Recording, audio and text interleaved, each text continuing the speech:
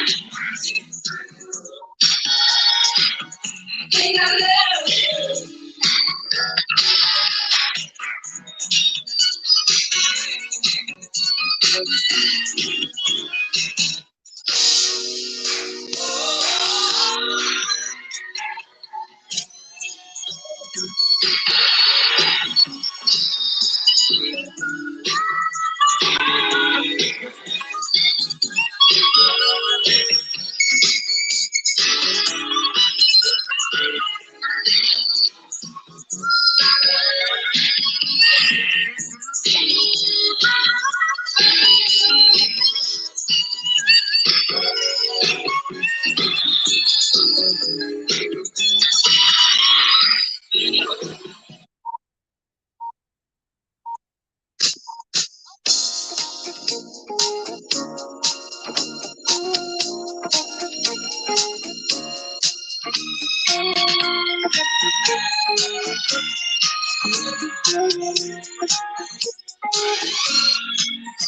Remember these when we never had a dime, and our dreams seem a million miles away. We made it, baby, facing the bad times with a smile. We are growing stronger day by day, 'cause we got love times now. It's always for us to share, and the show feels good. You know you're my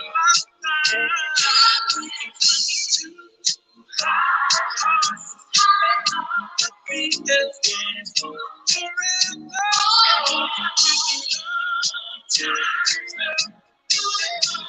Keep us so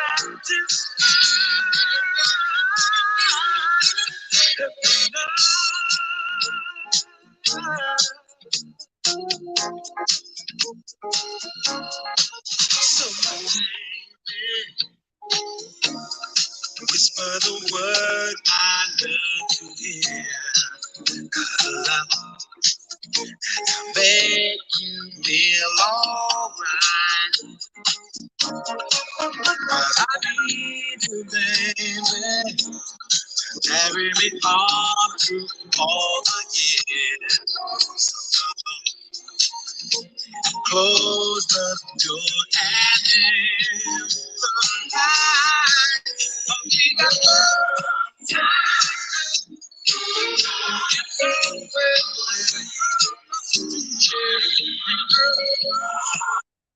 It's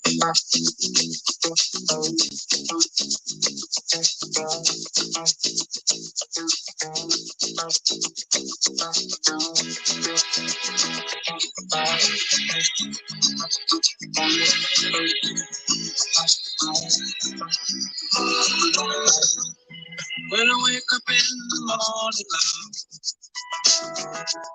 and the sunlight hurts my eyes. Something without holding bears heavy on my mind.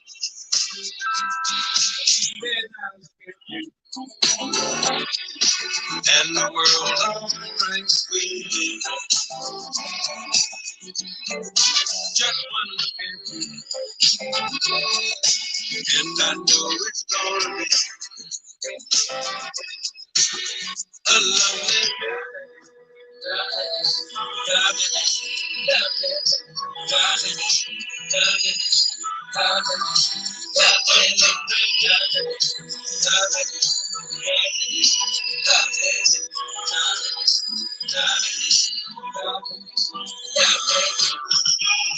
When the day that lies ahead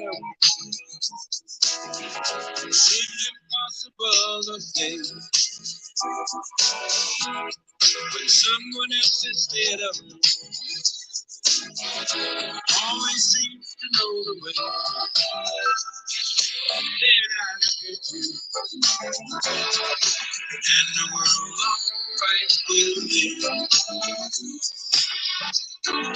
Just one look at you,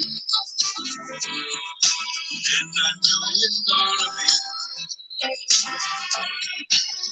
a lovely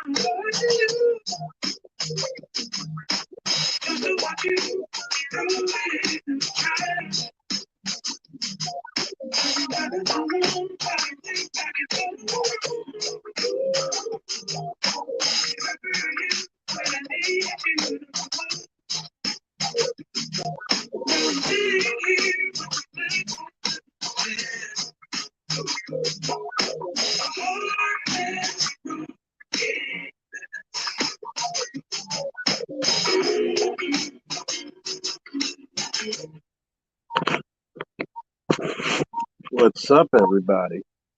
And woo! That's everybody coming in. Oh man, it's incredible, right? Ah, I tell you, if you're not used to this channel and you're new here, I am the officer of the goddamn law, trademark, Charles Faulkner Jr. Okay, we like to have fun. We like to talk about inquisitive sugar honey iced tea. But it was funny that we still gotta be on this negative stick when it comes to Kevin Samuels. And when we looked at Madam Ice Cream Face, Vivica A. Fox, and others, we have to take in consideration that there's a lot of women who feel like her because they're in the same boat as her. You were old when you got to 50, and you're even older now. There is no kids. There are no husbands. There are no kids and husbands in your future. See, a lot of people like to say, Kevin Samuels was divorced twice. In order to be divorced twice, guess what you got to be twice? Married. How you going to complain about a nigga that's married twice and you were never married once? Riddle me that, Batman. Let's talk about some other shit. Not one damn person ever mentions, oh, well, Steve Harvey been divorced 3 times. But y'all go buy his goddamn books, right? Make it make sense, please. Make it make sense. Well, Steve Harvey, he gave us good advice. Since when? Think like a man and your ass is gonna be without one? Did he ever tell you that? Did he ever tell you that? Nope. None of these clowns ever tell you how life's gonna be thinking like a man. You think like a man, and guess what? You even smutted out through Hollywood, like Vivica, that nobody wants you. You have no value. But you listen to Steve Harvey and his messed up shit. And God, don't even get me started on how many of you like Derek Jackson now. Don't even get me started. Here it is, a guy who openly cheated on his wife. You still support. I think that's hilarious. I think it's ultra hilarious how a guy who cheated on his wife still gets the support of black women and nobody cares as long as you look good and you say whatever they want you to say. Mr. Z said, as a Haitian, tell these women to leave the spirit world and the ancestors voodoo, etc. alone. That ish is a double-edged sword, equivalent exchange. It gives and takes. Yeah, just like Full Metal Alchemist. The equivalency exchange. You telling me that, oh, it's karma that he passed away, but it's not karma that you're still not married. You're still not happy. You desecrated yourself numerous times again. Think about this. You go to other races of men, you're just basically being put there to what? To be smutted out? To be used and abused, trashed? To be defecated on? Pissed on? Beat up for pleasure? Gang bang with 20 men? How do you increase your fucking body rate in one night by 20 guys and then expect to be what? A wife to a guy who is considered high value? But you don't even take in consideration of what guys like Kevin and others were telling you from the start. You don't even you don't, you go out of these countries on these hot girl trips and all these other places, and all you are is just fodder. You're expendable. Thank you, Omega.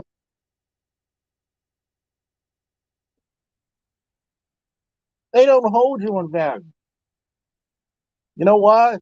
My mother and father told me a long time ago. How you value yourself is how others are going to value you. And unfortunately, you don't value yourself.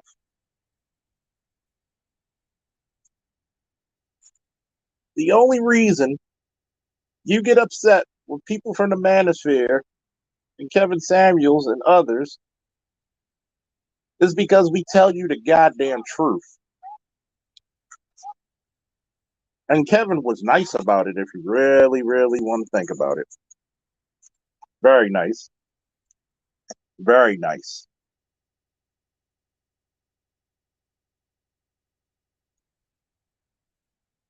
You go out there, you have nothing but your ass to show, and then you get mad when guys literally come for you for just sex. Don't get mad. This is all you got to offer. This is all you show. Every time you see a group of chicks, I don't care how educated, I don't care what level, what octane, you play the right song, ass shaking. But then When you approach them on that shit, they get insulted. Make that make sense. Make that really make sense.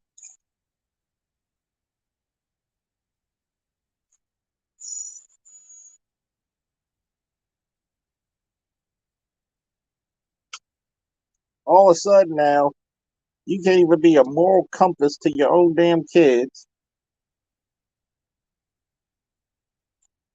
Coming back here, you're going to different countries just to have babies and don't even know who impregnates you. Don't even know who impregnates you. Which is disgusting, by the way, because you got about 4 or 5 or 6 different men's semen in your body. But guess what? Steve Harvey told you to think like a man. But men don't get pregnant. It's harder for men to get sexual transmitted diseases than women. So you can think like a man all you want. You're going to have to take the consequences of a man as well.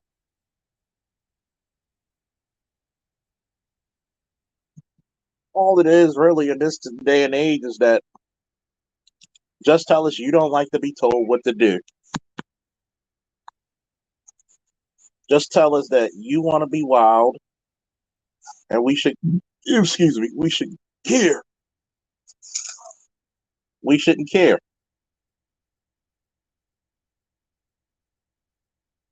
The messed up part about it is you'll blame everybody but your goddamn selves.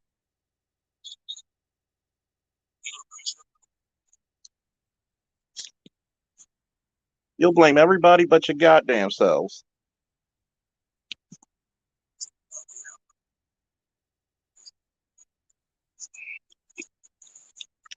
The craziest part about it is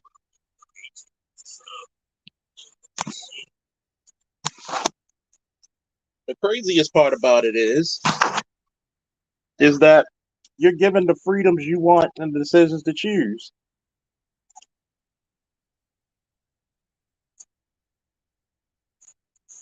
And when you have to live by it, it's upsetting. Very upsetting.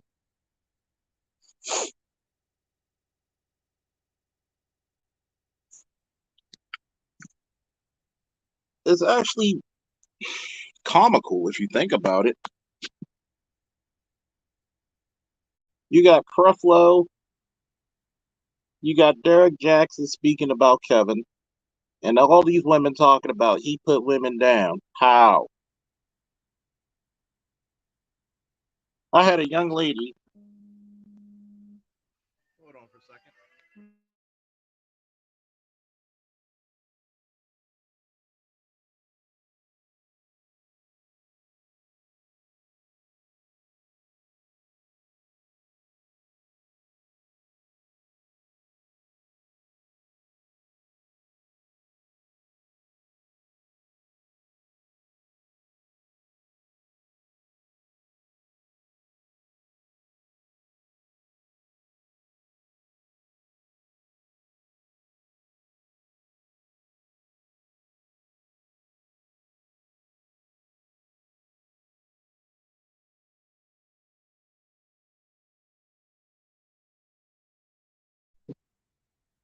I'm back, folks.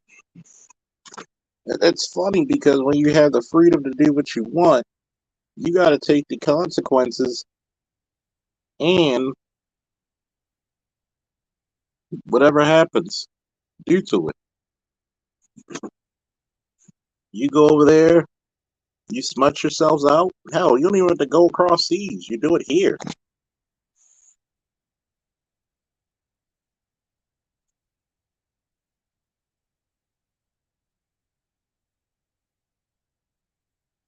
Namer said, it's all about women being exempt from any accountability for their actions. The female psyche is devious in that way operate. Let me. This is the part that gets me. Because we're going to have to do comparisons. How many people out there can say, Steve Harvey got me into a relationship? I don't hear him. How many people out there can say, Derek Jackson got me into a relationship?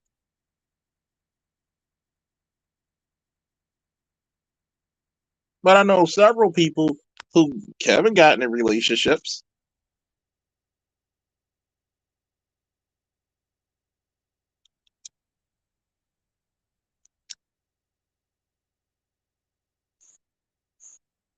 You know, whatever happens to that show your work,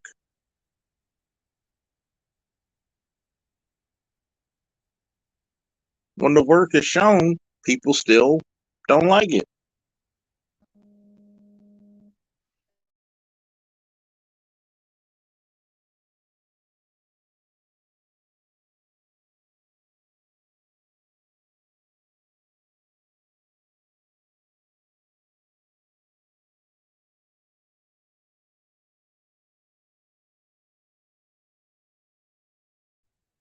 See, what makes it hilarious is that you got to look at the results.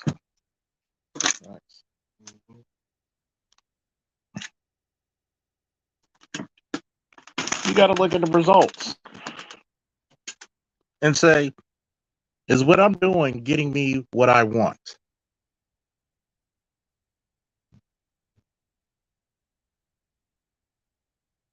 Is what I'm doing getting me what I want? You've been thinking like a man for decades without Steve Harvey's help.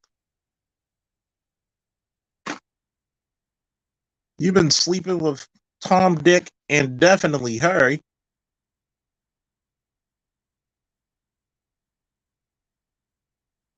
Hey, Kareem. But has that gotten you to what you really desire?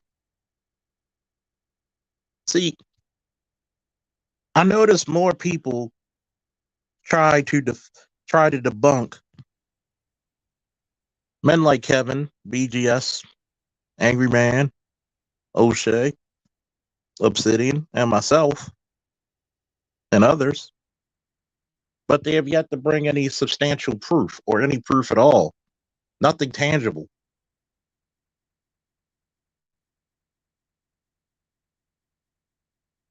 How many people will come out and say, Kevin, how could he give marriage advice if he was divorced twice? You weren't married once, and you take advice from your single ass friends. See, let's talk about the real. You keep on worrying about other people's situations, but they been there and did that. But when it comes to answering directly, why aren't you in this situation? You're quiet. Or you're going to do what my friend here does and just simply deflect. That's all you get. There's a bunch of deflection.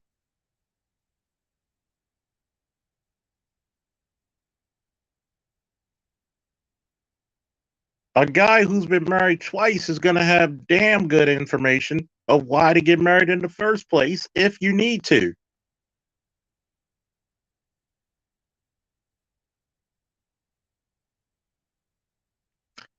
But he's narcissistic. How? I swear to God, you can't be a confident, street, intelligent, blunt black man for shit. You really can't. Because the word narcissistic comes out of their mouths so badly and so fast.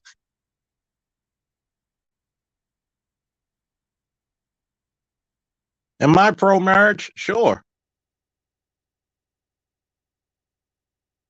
When you married to the right damn person, I don't think you should get married for the sake of just being married. You should actually get to know that person, and see that person's greatness and their flaws. See if that person is an attribute to your plan. But we also have to say, what I tell my son to get married when 80% of the women are filing for divorce.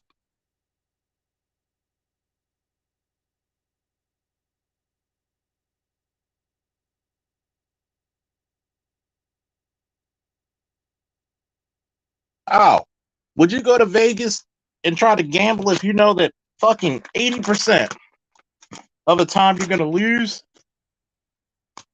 Make that make sense.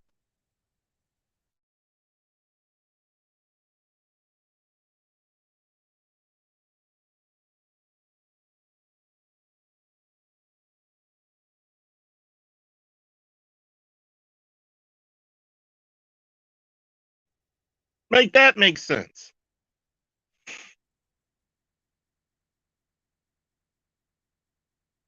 There it is. Every time a black man comes up with something that wants to better the community, and sometimes we got to have them hard talks, them harsh conversations. But as soon as men get it, we take it in stride and we reflect upon it.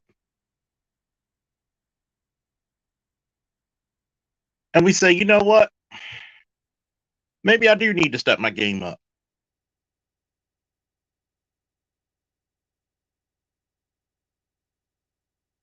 Maybe I need to actually become more of a value to my community, my friends, my family. Maybe I need to grow the fuck up. Maybe I do need to buy a few suits. I can still wear my Jordans and my jeans, but I should be always ready for any occasion. That's how men look it. For women, oh, you trying to put women down. So, not a, and I'm going to use this word, and I don't give a fuck anybody feels about it. So you bitches don't actually sit there and talk about each other like dogs and say that bitch ain't nothing to me. But yet, you want to tell me we can't talk about women, but if you're pretty enough to get into VIP for free, I don't see you ushering in the ugly bitches.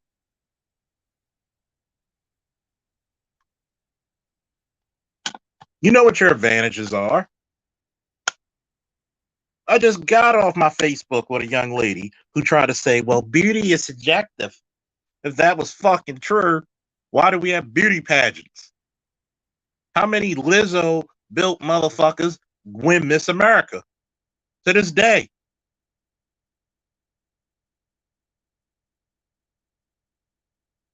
How many of you actually get approached by men who make 100 stacks? You got to be able to attract what you really want, and you can't. But you too busy over there thinking like a man instead of being feminine like a woman. Everything you do is comparisons to a man. And that's where the losing begins. That's where it begins. Instead of being in your feminine, which is your superpower, by the way, a nice, friendly woman never has to worry about her tire being changed. A nice, feminine woman never has to worry about her grass being cut.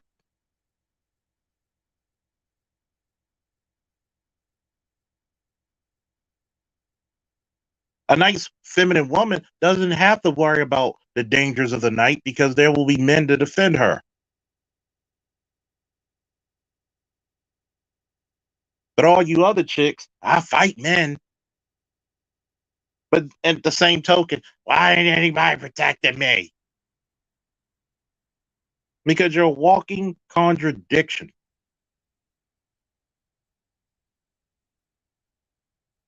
Men are not going to be the men of yesteryear.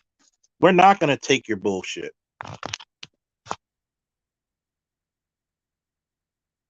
And when I mean bullshit, I'm really talking about your delusion. At some point, you're going to have to be an asset to that man. It cannot be a one-way street. It cannot be unilateral. It has to be bilateral movement, just like your chest. You ever notice the rise and fall of your chest is bilateral? When it's unilateral, you're in serious trouble, buddy. When one of your lungs actually deflates,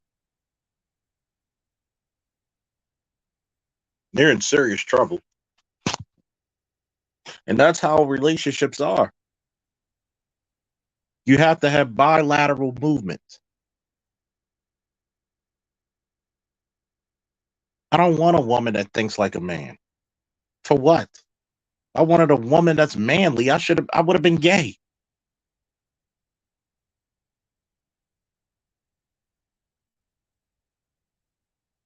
No, we want women that are actually strong in their feminine, strong in their friendly, and strong in their fitness.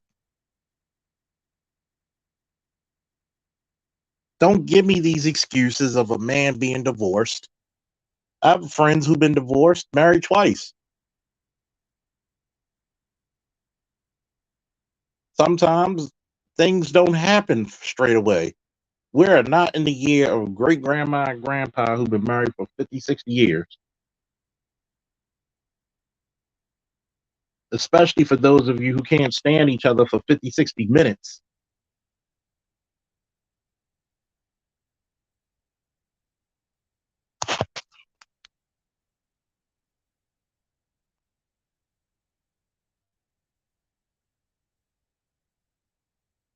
What makes it even more interesting is that you'll come out with every little excuse just for somebody to be wrong, just for you to try to legitimize your statements. And it's even worse. Well, they're frauds. How are they frauding? If I can put people together in relationships that are healthy and productive, how am I a fraud? You compare those three men, Kevin Samuel, Steve Harvey, Derek Jackson, who's actually put successful Black relationships together. Derek Jackson will tell you the good shit to keep your Black ass single. And you know goddamn well Steve Harvey's lying under his damn mustache. He couldn't keep a relationship together if it wasn't super glued with Legos.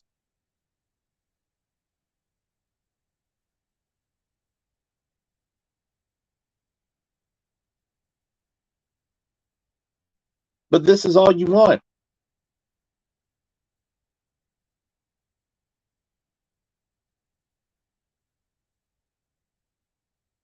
This is all you care about.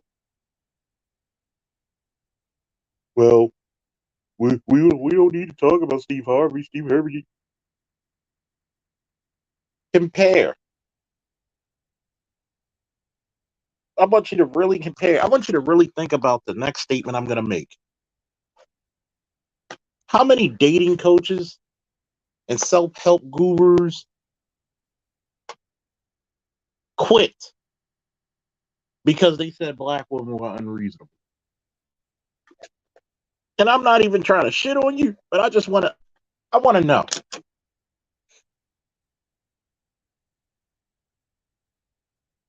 I've never heard anybody who's a dating coach or relationship coach for Black men, white women, white men, or any other race of people who quit because a certain section of their clients were unreasonable. I'm talking to you too, Miss Polk. When you said those women wouldn't even want your husband. And they look not even close to what you look like.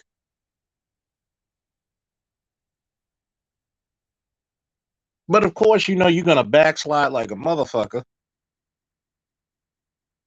and try to say we don't have enough men, enough black men on our level. When one,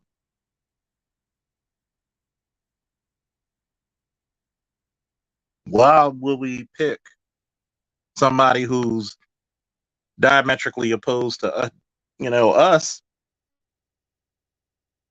Why would a man who's single, no kids, pick somebody who don't have kids? Pick somebody who has a whole frack of kids. I mean, if you pick them, God bless you. But if the type of men you want don't want that, why not try to be something that attracts the type of men that you want? Shout out to the women who were overweight, who did have nasty attitudes, and actually got their shit together. Remember, it's always acceptable to tell a man he needs to get his shit together, but why can't we do the same for others? Ian Williams, thank you for the Cash App support. Woo! Let's do it, baby. Talk to him, Prince Adam. Talk to him. By the power of Grayskull.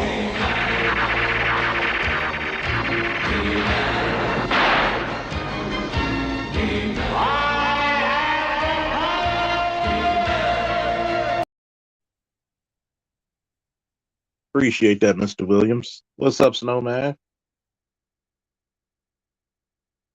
I really, it's really sad when you see a person who's delusional, male or female, really. It's really sad. I just told a female friend of mine, we're just ordinary people, we're just average Joes. We might have some education, some training. We might do some extraordinary shit once in a while, but we're average people, and I'm okay with that. But when you want to pursue higher goals, much more is going to be asked of you. Much more is going to be required.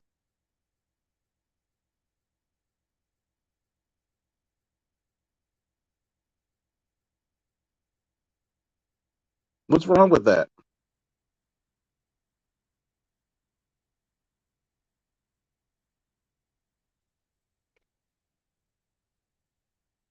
Just say you don't want to do the work.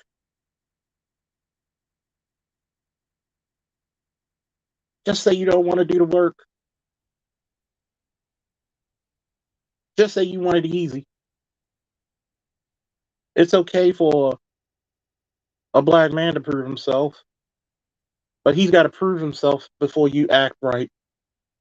He got to prove himself before you get nice. He's got to prove himself before you lose weight. What the hell does he get? I got to go Kevin Samuels for a second. What is that man going to get that you didn't give another man?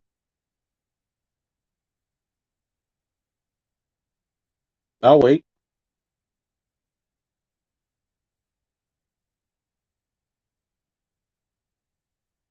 See, people be like, why don't you talk about the men? Because most of the time, the men going to have to give up something to get your attention anyway. So why am I going to beat a dead horse? Majority of the men, when we first meet you, we're paying for the first date anyway. 99 times out of 10. So we're already giving up something. Hell, there was a study not too long ago that was done that, 2 out of 3 women went on dates just to get a free meal and we're not interested in a guy?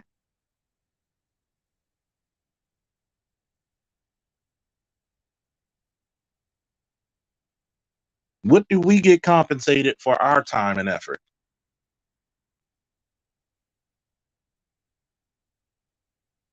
And trust me, don't talk about your vagina. Because let's face it, a whole lot of y'all vaginas were in the pawn shop last week.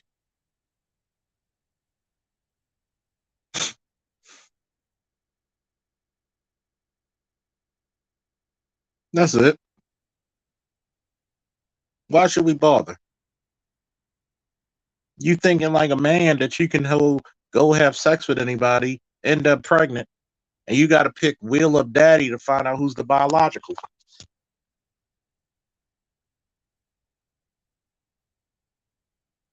Amy Thomas said so true and bought Steve Harvey's books and droves went to the movie. Thanks for pointing that out for the simple-minded folks in the back row. Woo! Yeah. All that shit that Steve Harvey done, you made him rich, but you're still single.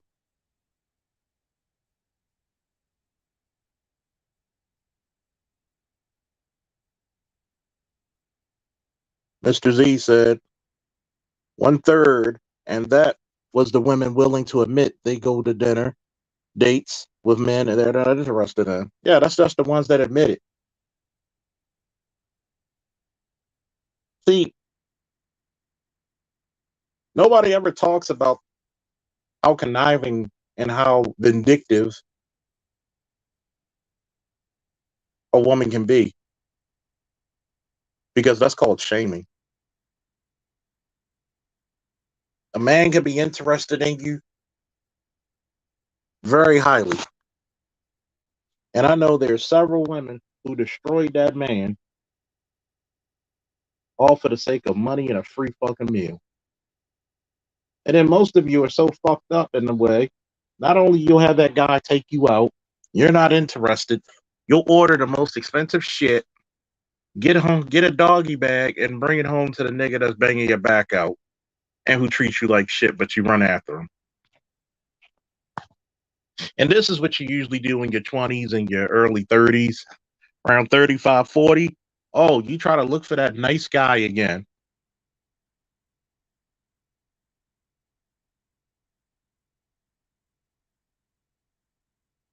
What happens when the nice guy stop being nice?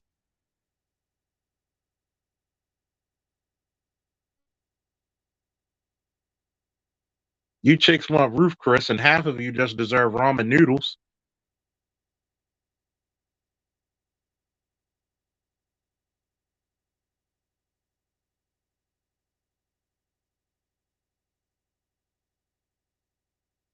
Let's be honest.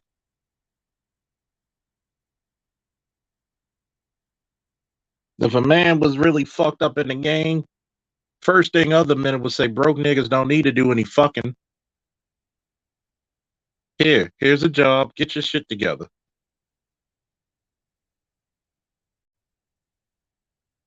But if you tell women, why are you messing with fuck boys? You know that nigga's gonna leave you high and dry when you get pregnant. You can't tell me what to do. Fine. I did it all by myself. Go ahead, take that shit. You thinking like a man, like Steve told you, or you a queen, like Derek told you, but you don't change your attitude, you don't change your weight, you don't change your disposition, and you guess what? You can't change your outcome.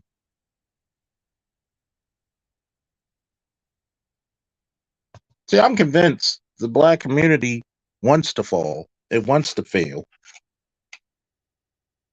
You don't want to take responsibility nor accountability. I'm daring somebody to tell me something otherwise. Well, we as men gotta. No, we don't fucking gotta do shit. And I'm tired of people making excuses trying to make it equal when we know goddamn well it's not equal.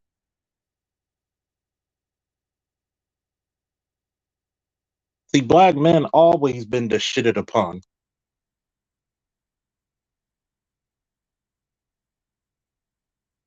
How is it that black men can find wives in any other tribe, but black women can't do the same? How is that? Did you think about that? Why can a black man go to Japan and find a wife, Korea, the Philippines, Europe, Africa, South America, anywhere, and find a wife. Why can't you find a husband the same way? Oh, I'm sorry, you're too busy thinking like a man. You're too busy trying to grab the bag, get the bag.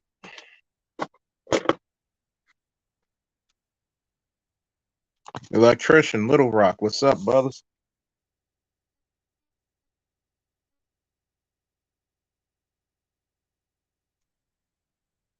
You too busy looking for black men to exploit.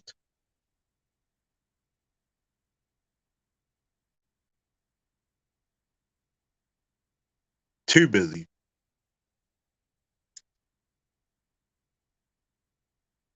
And then what happens is all these chicks chasing their education. That's cool to chase your education, but why didn't you get the best possible man while you were in college?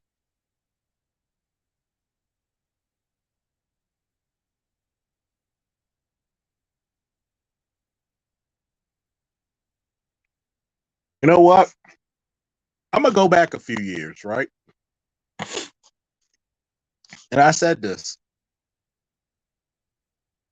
When Robert F. Smith went to Morehouse, hallowed be his name, and he brought 400 brothers their freedom papers. Not any of you fucking chicks went like this. Y'all should have been running to that damn graduation. 400 brothers who basically graduated from a black Ivy League. You should have been spreading to try to get one of them.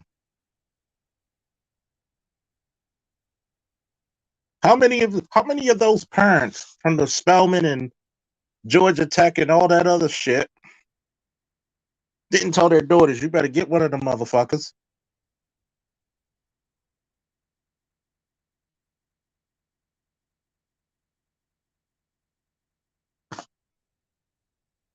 But we can't find enough men on our level. You have 400 right there. See how ignorant the excuse? How many truck drivers we got in the manosphere making over six figures?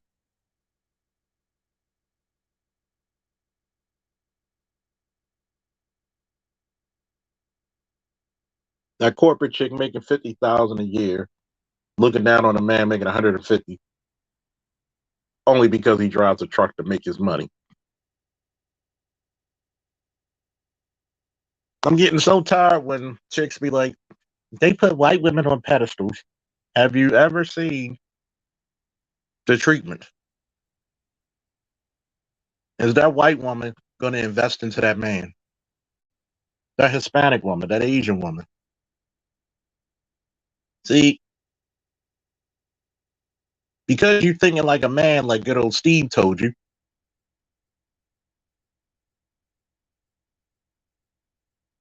you want the man to come fully equipped. But those other races of women and them African women, they'll take him while he's stock. No bells and whistles. They'll take him while he's stock, see what he's about, see what his dreams and aspirations are, and they will invest into his ass. And guess what he's going to do? Like any other man, they're going to carry the person they were with who supported them.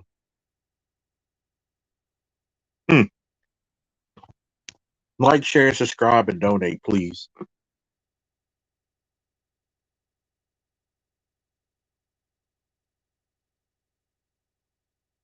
It's not about the race. It's about the goddamn treatment. Even a dog's going to go to where it's going to be fed. If you give a dog shelter and food, they're loyal to you. What the hell you think men are doing? I'm going to go where I'm supported. And I'm going to say this. It's y'all fault y'all let those type of men go.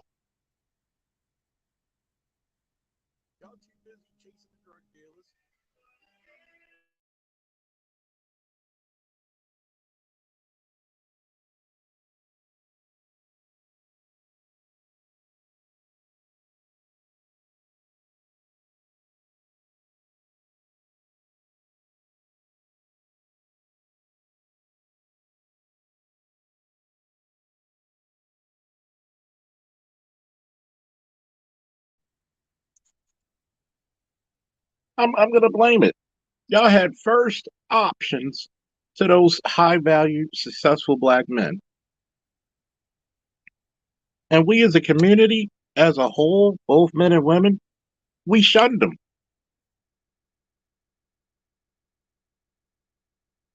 We shunned them.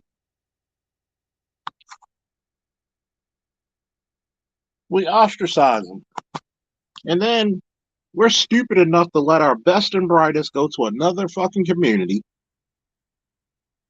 Will they'll be exalted and praised, and they're making the other community rich.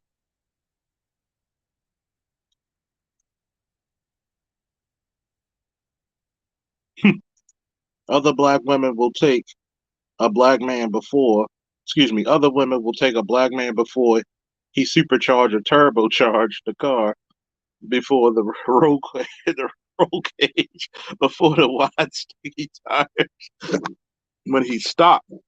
Yeah,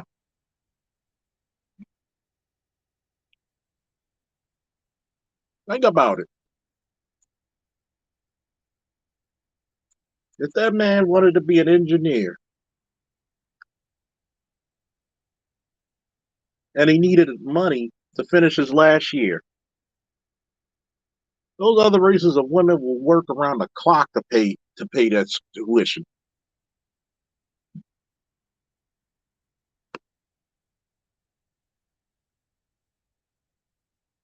Black women will say, "Get out of my face. You ain't shit, broke ass nigga."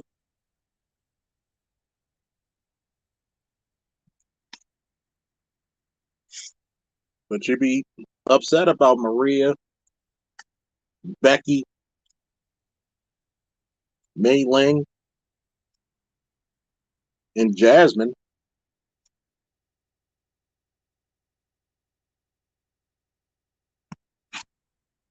And don't remember, don't forget, Lapita from Africa looking. Lapita from Africa said he wants me to cook clean, treat him nice, and be in shape. That's it. I'm coming. I'm coming. Hold on, Mr. Black Man. And that black man, even if he's an average guy, is making way more money than the guys over there in Africa. She's like, I'm coming. I'm coming. You ain't gotta take that treatment. I got you, bro.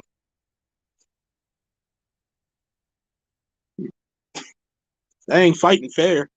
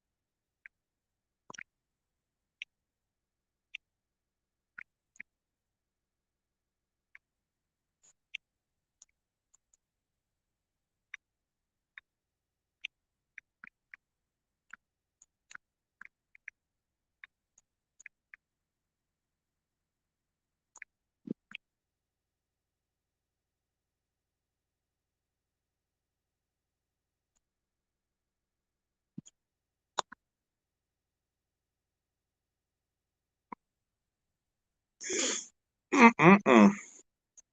You're right, Craig Harper. Shout out to Craig Harper, longtime supporter of the Black Manosphere. Yeah, they ain't playing Craig. They are not playing fair. Becky, Jasmine. Oh yeah, Jasmine is the Arabic chicks. Becky, Jasmine, Maria, Mei Ling, Lapita. They will come with a fucking hot plate real quick.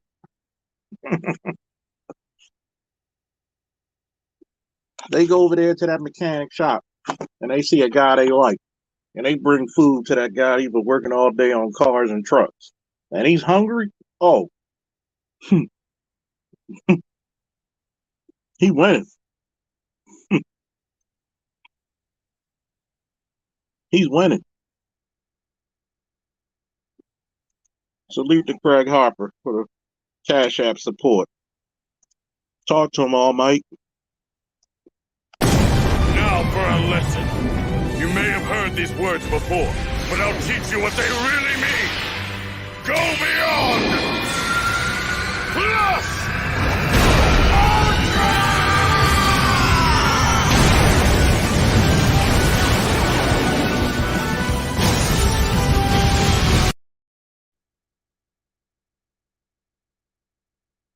Oh, yeah. Talking about Michael Coulter. Married to a white wife. Supported him when he was down. And he's making money.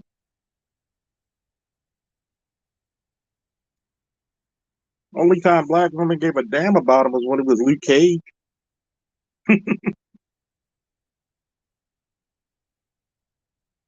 Which is funny.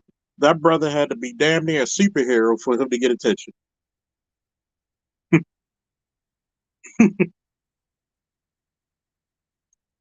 I'm going to drop the link for anybody who want to come up.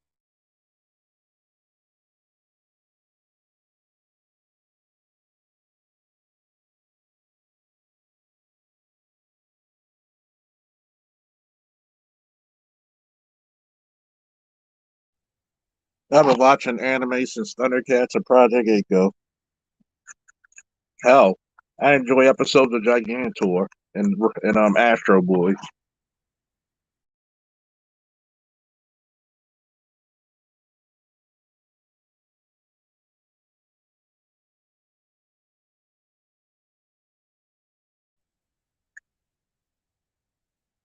Shout out to the Black Sky Ranger for the Cash App support. Talk to him, Slick Rick.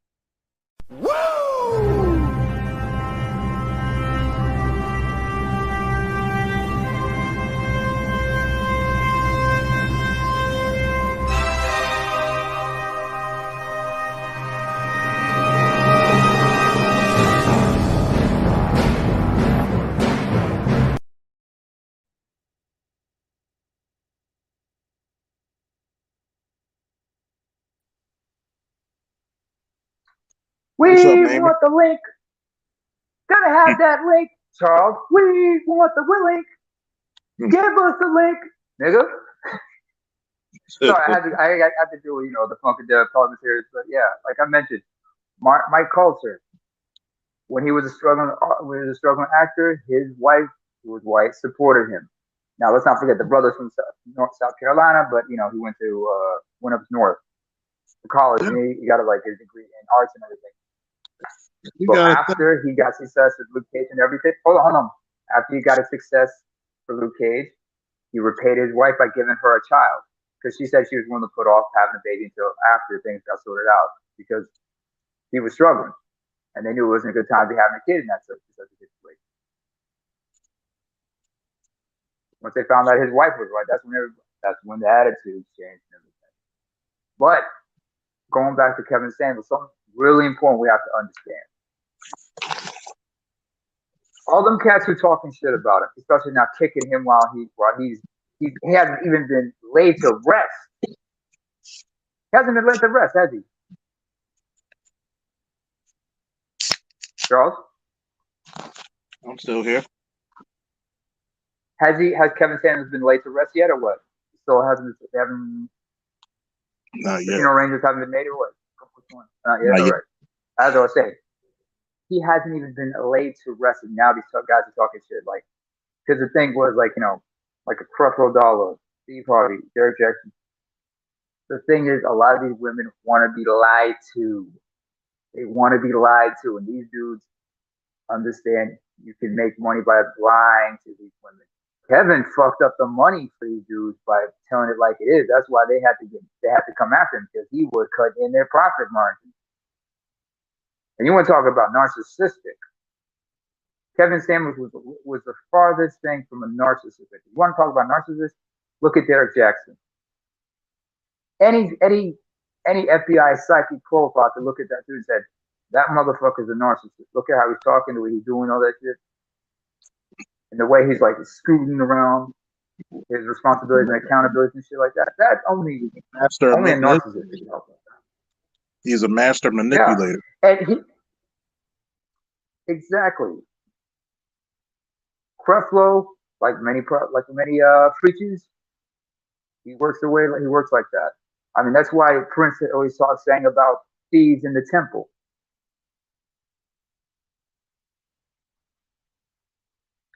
Why do you think Christ during Passover was flipping over all the money lenders at their table? Because the money lenders were desecrating the temple mount and everything, a holy place. And look what happened to him. Think about it, right? I'm glad you brought that up. Look at Black Church today. Black Church today. I'm glad I came from a different Christian or a tradition and whatnot. But yeah. No, Black Church today. Mm-hmm. You have a bunch of single mothers, old people trying to get their lives right before they go. A bunch of gay people, gay choir directors. And a bunch of deacons and pastors who's sleeping with the congregation. Well, messing with some of the women and some of the children in some cases. I mean, who remembers Eddie Long? Who remembers Eddie Long before he died? Yep. He was accused of doing what? And you know how he and what's really fucked up about that thing? And what's really fucked up about that shit? The state of Georgia, the age of consent is 16, right? Mm-hmm. Most of the kids he was messing with was 16 and above, so they couldn't get him for statutory. Mm-hmm. I'm not saying they should raise the age of consent laws or anything like that. I'm just saying it is what it is. I mean, here's what's really fucked up. Okay, good. After that, say what? The women at church crowned him a king. Because he caters to their bullshit. He was able to cater to there's such people are able to manipulate and cater women to their bullshit, make money off it. They don't want to hear the truth. They want to be lied to. They want somebody They want somebody to condone their fuckery and disposition. Disorganized, dysfunctional. They want somebody to literally, and I mean fucking literally, come out there and say what they want to hear so they can condone their fuck shit. But as soon as you tell them, you become the enemy. That's why I didn't get a lot of looks growing up. I told a lot of people the truth. In fact, I'll tell you much. I'm very grateful. There were a lot of women I did not get involved with like that. Forever grateful for that.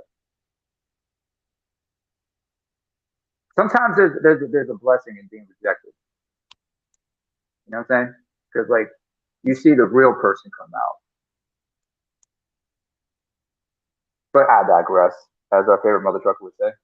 But the point I'm trying to make, I was also trying to make about someone like a Derek Jackson, who is a master manipulator.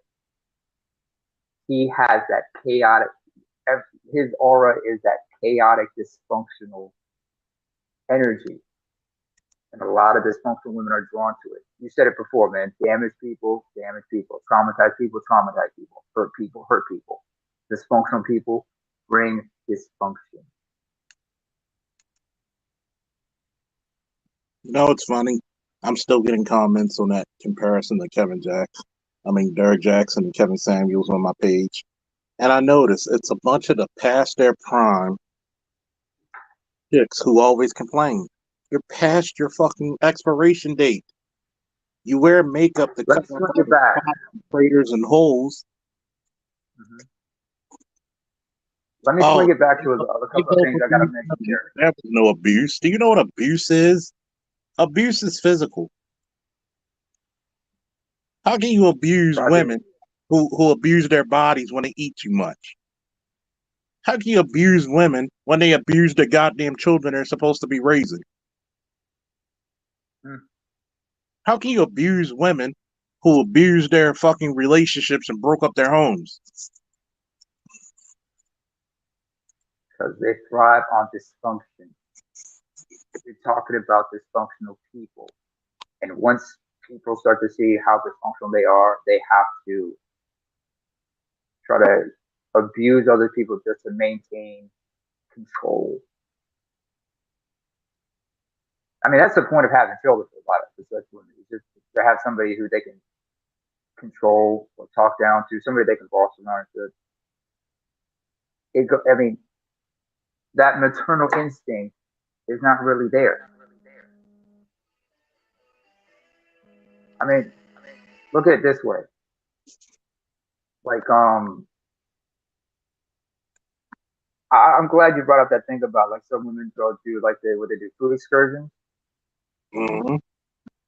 As Patrice O'Neill would say, they like to tell like dine and dash what to do.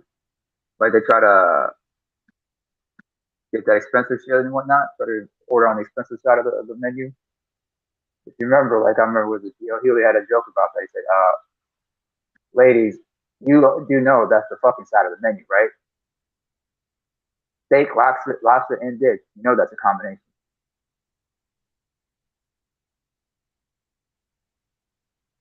I mean,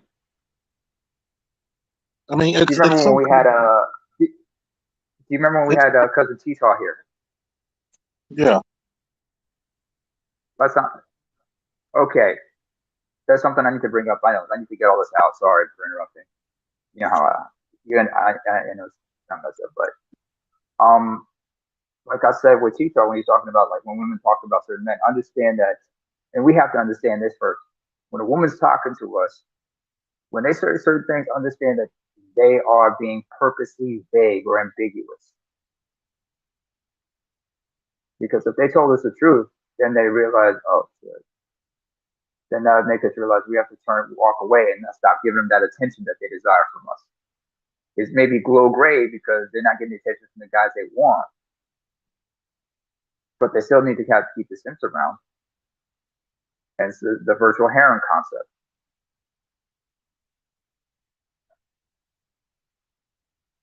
So when they say I'm looking for a certain kind of guy, there's a specific guy they're talking about. They're not talking about just any dude.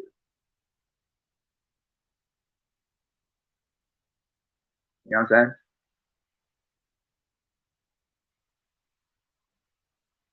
Charles? I'm sorry, I was muted. See, okay. Women just want a guy to kiss their ass. That's all. That's all they want. They want a guy to kiss their ass. And give them the world. Yep. Without anything in return. If you guys don't know what he's talking about, there's a song you might want to listen to. It's called, if you guys remember, Obi Trice had a song called The Setup.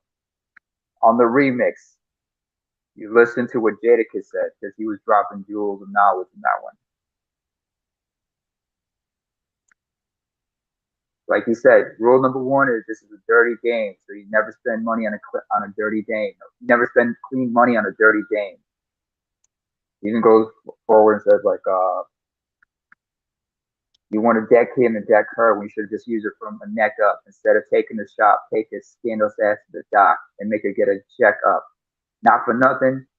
You better stay down, because sooner or later it's gonna be a man down. But no, you gave her the world. She gave you an ass to kiss, and she's still your favorite girl. Damn.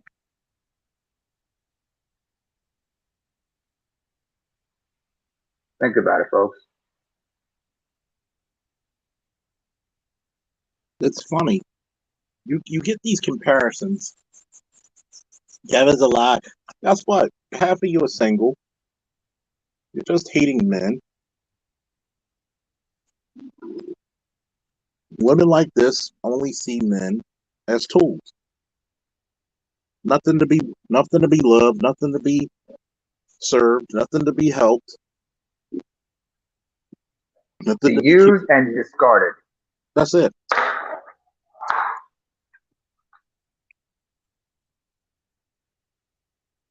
Unsurprisingly.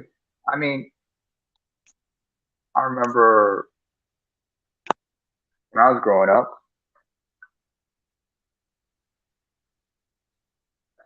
when I was growing up, my father was a sole breadwinner.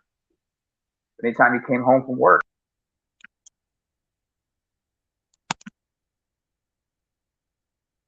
It's disgusting. Pure disgusting.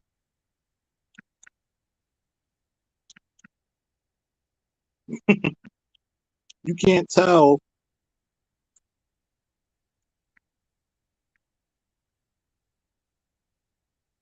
You can't tell them anything.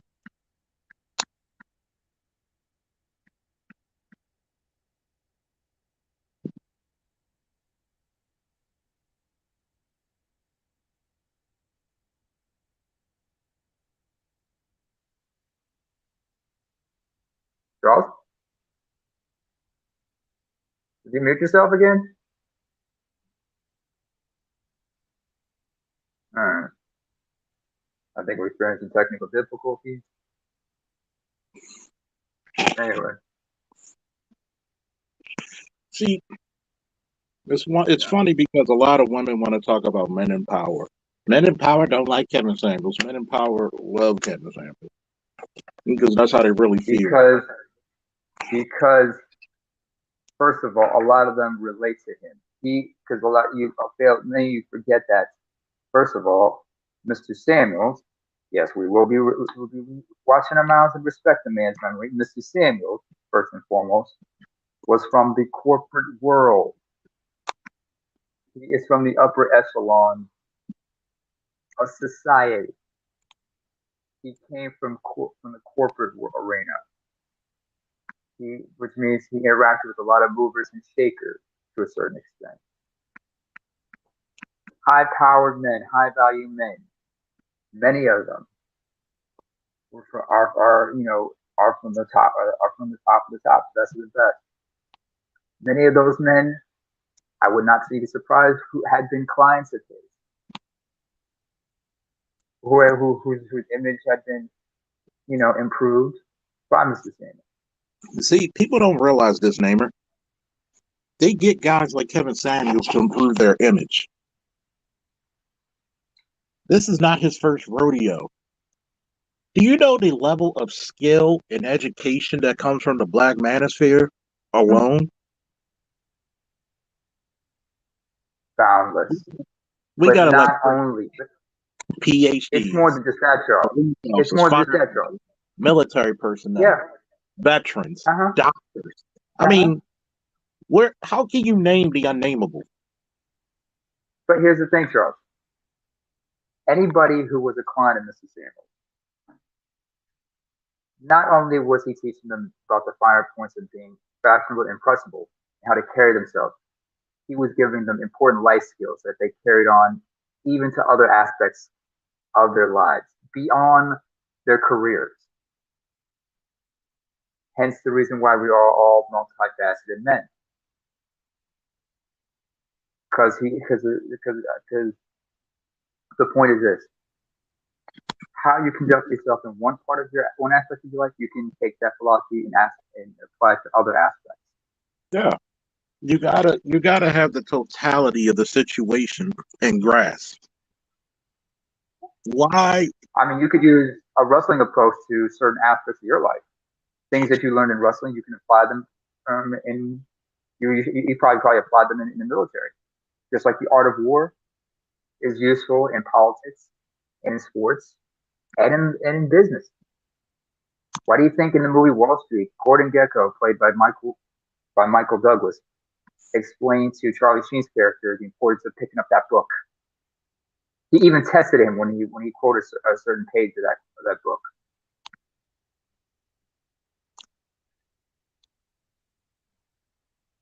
Think about that.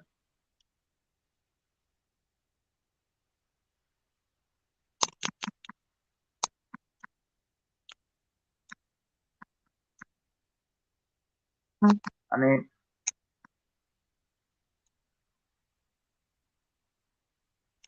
but yeah.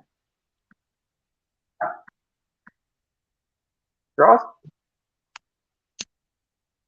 You preoccupied something?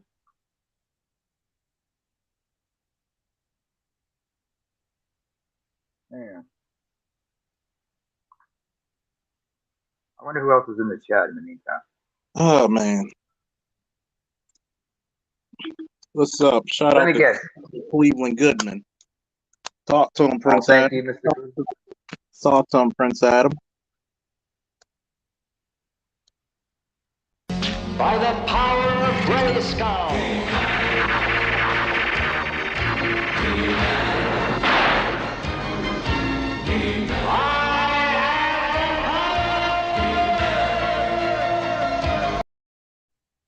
Thank you for your support. See, I want everybody to hear me. If you're listening in, give me a woo because I need all your ears. Give me a woo. I need all your ears, and I need you to share this with at least 2 of your friends. Man, woman, give me your woos. I need your ears for a minute. Let me know you're there. Because I'm gonna say something really, really profound. I'm gonna need every man and woman to give me a woo. Because Woo! I'm gonna say something, and I just noticed this. Men and women who support the manosphere, Kevin Samuels, BGS, Angry Man, Obsidian O'Shea, Jessica X, anybody. Give me those woos. We got 41 people. I need 41 woos. Share it with 2 people right now. Because I'm going to say something. A lot of us need to go on our social media and clean house. Because we have a lot of man-hating divestors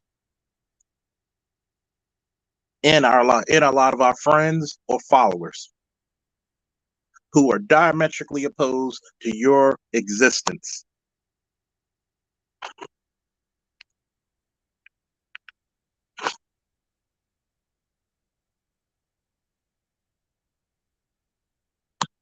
Who are diametrically opposed to your existence.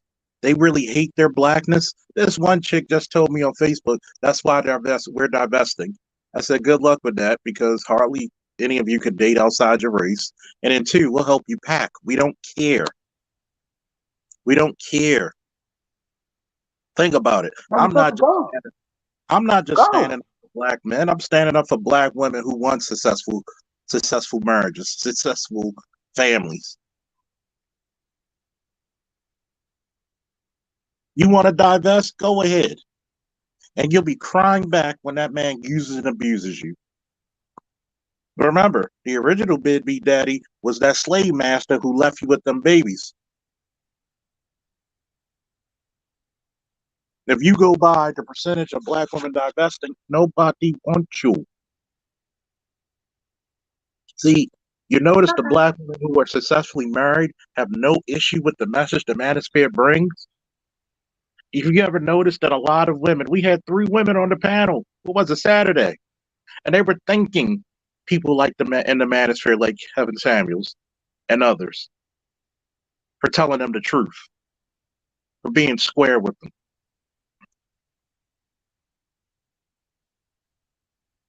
But we get a bunch of these people who want to divest. You're just a man hater. A lot of you treat your son so badly because you hate men so fucking much. You miseducate your boys because you hate them. You know what they're going to grow up to be.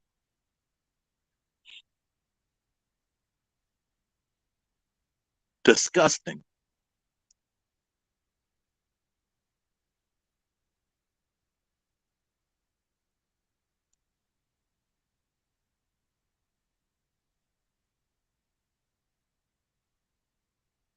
Bizarre.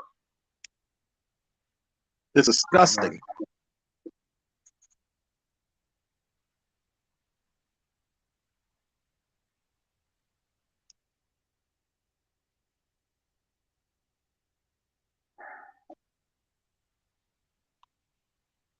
It's fucking disgusting, man.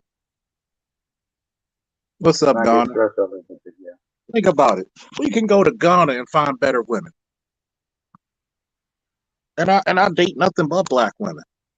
But if you historically tell me how you supported your men in the last 60 years, that black men are the ultimate divestors. I've said it. I just got off the goddamn joint saying it before you came up here, Namer. Black men could go anywhere and find a wife. Is that true? Absolutely. How successful have black women been? Not that I can think of. How I can tell you right now, I know I've got one cousin. She's in the DMV area, right? Married to an ADOS man. And that man is happy as hell. They have a little girl. And they're happy. One of my siblings who lives in the DMV area. They go down there to visit them every once in a while. And that little girl, though she's ADOS, she identifies with her mom's side of the family, speaks her mother tongue, and the husband even tries to learn our mother tongue. I remember when I was coming up, there was an ADOS man who was a colleague of my father, married to an Eritrean woman. And this is in the Middle East. He met her in the Middle East, and they got married and have a bunch of kids. And he, as much as he's ADOS, he's thankful. He loves his wife. They're happy, and he's even gone as far as try to understand our culture because he wants to be accepted. Even though my father and my mom speak fluent English, and they were more accommodating to him. But he was like, "Thank you. I want to try to be accommodating to y'all," because he found a good woman, and he's thankful for it. See, he is thankful for it. He has a hard time saying her name right, but we kind of tease him about it. But we understand, it's cool. It's better he mispronounces it than not say her name at all. But think about it. A black man's grateful just for having a good wife. We never asked this wife to be nothing but, hey, be beautiful to us, be friendly with us, be accommodating, be cooperative, be submissive. And submissive doesn't mean a slave. You follow his lead. I think it's the semantics that's the problem, because you willing to follow his lead? Because this is remember what I said, like relationships like dancing or like figure skating. Mm-hmm. I mean, you ever seen figure skating, like in the Winter Olympics and such? Paris figure skating, to be exact. Those women are lithe, athletic, and light. The men, although they're lean, they have to be muscular. And those guys have to do a lot of upper body work, as well as have to also work out their backs, just so they can be able to lift their partners. And the partners have to be a reasonable weight in order to be there, but they have to be just as flexible. Not to mention, when it comes to the routines, they have to be in sync choreographically. And they gotta be willing, and she's gotta be willing to trust him when he lifts her, swings her around, and everything. Same thing like in ballroom dancing. They gotta learn to work in sync, work in tune with each other. You can't be doing the merengue while she's doing, I don't know, the bachata. It doesn't make sense.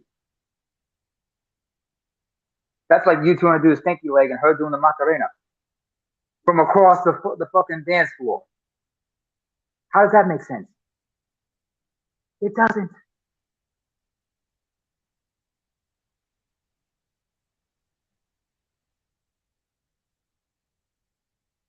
It does not.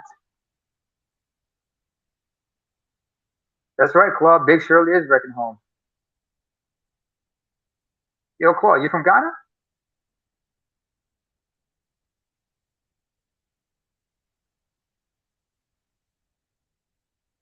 Yeah, he's from Ghana. It's funny. We got a Black Star. We got a Black Star, Charles. Oh no, by the way. In Ghana, that you have the Black Star on their flag. Mm-hmm. Well, the national soccer team, they're called the Black Stars in honor of the Black Star of their flag, because that star represents unity. Mm-hmm. That's right, Cleveland Goodwin. She cannot lift him unless she's 6 foot tall and he's like 5'2". Unless it was like what's his name, Tory Lanez trying to do dance. Think about it. They want to roll. They want to switch roles, but they don't want to take the totality of the role. If I've said it once and I'll say it again. If you take the powers of Superman, you got to take the weakness of Superman as well. A lot of these bitches been stricken with kryptonite poison, man. See, for all the women that are listening and that are single, we are giving you the blueprints to blow past your competition. Get in shape, being your feminine, and be friendly. And you'll always win. Think about that. You'll always win.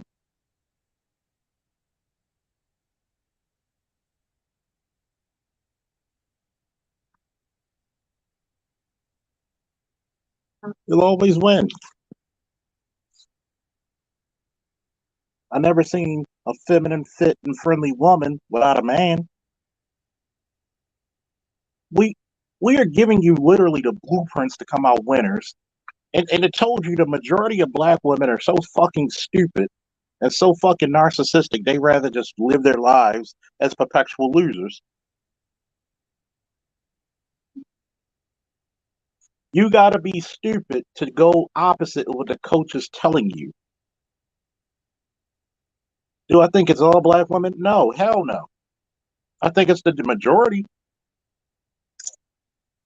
How can you go against what somebody tells you? Look, this is what you need to do with a man. Go get that. Go get a weight set. Go get a mat. Work out. Go to Planet Fitness. The same money you spend on your hair, a third of that could go to a damn personal trainer.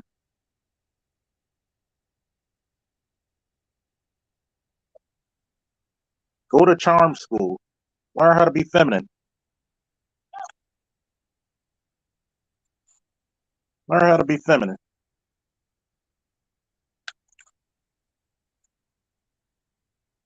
Learn how to be feminine. What's so hard about that? Charles, I have a question. Yes. Do they still have charm schools, aka finishing schools, nowadays? They do. It's just that women are so fucking flippant that they think they don't need to improve upon themselves. They don't need to improve upon their femininity.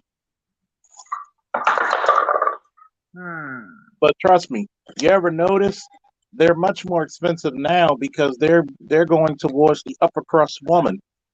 Because the upper crust woman is the only person who probably has a shot. All the other women, they want to go have hot girl summers and then get bum ass bitch results. And then get mad when you tell them. I don't need to. I just look at that and go, eh. Yep, Bill, I don't need a cookbook. I don't need to do anything feminine. I don't need to do any of that shit.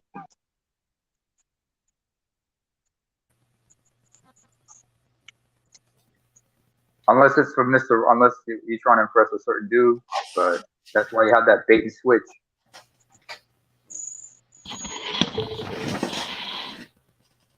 I mean, Yeah. Who was it? Who was it? I remember. It was They always say like the way to a man's heart is through his stomach, right? But how many women? How many women is that falling on deaf ears? I mean, how often does that advice fall on deaf ears? Excuse me.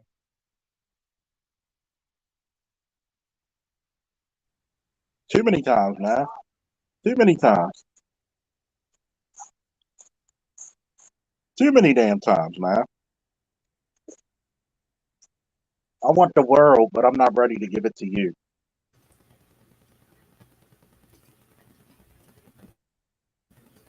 I don't need a cookbook. What's up, Mel? What's up, man? Hey, Boogie Down Bronx in the house. All right. Oh, man. I'm a PhD. That last know that all the time, man. I'm a PhD. Shoot. Damn, I'm glad he used them, man. Shit. Yeah, I actually took the clip and made it for him last week. That's why he got that. Thank God for that. Yeah, I ain't expect to thank you. I thought at least you got a good sense of humor, man. At least you got a good sense of humor. I thought I'd meet him in person for me to tell him that I'm the guy that made them sound effects. Some of them, yeah, the famous ones. Yeah, but damn, when I visit New York, man, I ain't running into. Now I'm gonna be able to now. Oh man. I wonder if you can do that with a New York Rican accent. What? I wonder if you can have that done like with a Puerto Rican accent or something like that, or Dominican chick trying to say that shit. Or they not? Would they know better? Well, I did it, when I downloaded that episode when that chick was on it, and I put it I clipped the part when she said it, and just clipped that off, and then I just sent it to him. He used it for a sound effect.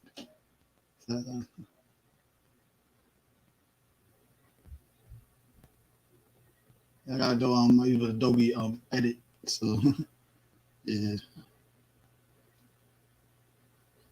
So What the fuck it is? Oh man. What's up, Electric? How you feeling? Oh damn, it's so hot. I put the fan on. Harley Brink. What's up? What's good? How you been, fam? See, Hey, can everybody hear me? yeah, you good. Yeah, we can hear you. Okay. What's going on, everybody? How's everybody doing this evening? Doing all right. What do you think about today's subject? They'll always question marriages, but they won't ever say anything about guys like Steve Harvey and how many times he's been divorced. Don't ever talk about how Derek Jackson's been clowning. I mean, basically, it's kind of like what you all have said and it's pretty much the truth. It's just lie to me. Tell me that what moves me, that woos me, makes me, emotional. And if it's, chock full of lies, I mean, they'll go with it.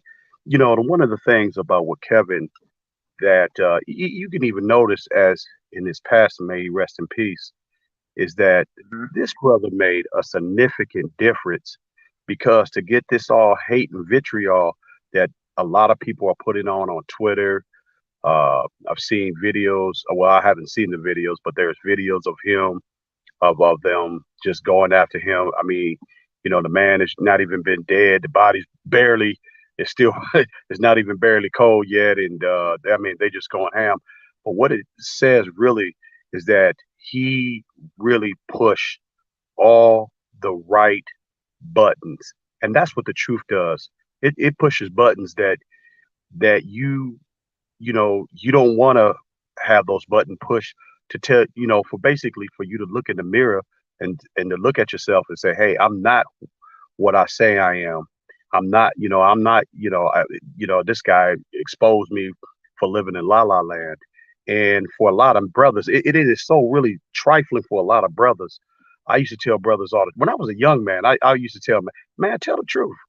Man, if you was out here, you had a girlfriend and you tell another girl, well, look, I got a girlfriend. So if you want to get my number, no, nine times, man, a lot of times, 9 times out of 10, that other woman was going to give you your phone number. Now, you're going to get some no's. That happens. But what she said, what she knew is like, all right, well, he was straight up. And Kevin was just a straight up, he was a brother that was straight up. He kept it smooth. He was suave. And he had that image that a lot of women liked. And, but guys like Steve Harvey and this Derek Jackson, man, look, it's 10 million brothers like that talking that garbage, man. 10 million of them. And a lot of the women, they fall for it. And they fall for it again and again and again and again, and with different names, though. and you're just not getting the type of results that you want. But when somebody tells you the truth, now you just want to, go ballistic and crazy and say all kind of horrible things about this brother. And that's really what that's how I really see it. I really do.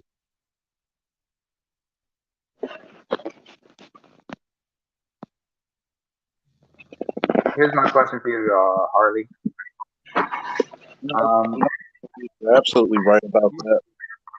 Because, one, it's the lie to me syndrome. I just had a chick. That's why we probably muted on my talking about. That's why we divested. I said, good luck with that, because not anybody really wants to consider will help you back. You're not hurting us by divesting. You're too culturally strange for white men to take seriously. That's honestly what it is. You're too culturally strange for white men to take you seriously. We don't care about you divesting. This is the reason why I said you need to go to your social media if you have them and clean house and see anybody who doesn't like Kevin. They're not going to like you very much. They're not going to like. I agree with you. I had on my Facebook, I had a young lady that I was friends with, and she said, "Oh, now that your daddy is gone, who y'all going to run to now?" And I commented, I says, thank God that I had a father, and he said the same things as Kevin. And I said, it's just unfortunate that you just didn't have one to show what's going, what the real way is. And after that, I said, I just told her have a good life, and I unfriend her. Because we can't have that. Girls I had to unfriend because of this shit. Continue, please. So the thing about it is, brother, again, I think far as us as black men, Kevin really hit home with us about really, and let me just be frankly with you, just get our shit together, get our A game up, get on your A game, get sophisticated. And if that hasn't challenged you now more than ever in his death, then I don't know what to tell you, because really with the women, you know what, the thing is, he was speaking what he was supposed to be speaking, with them, telling them the truth.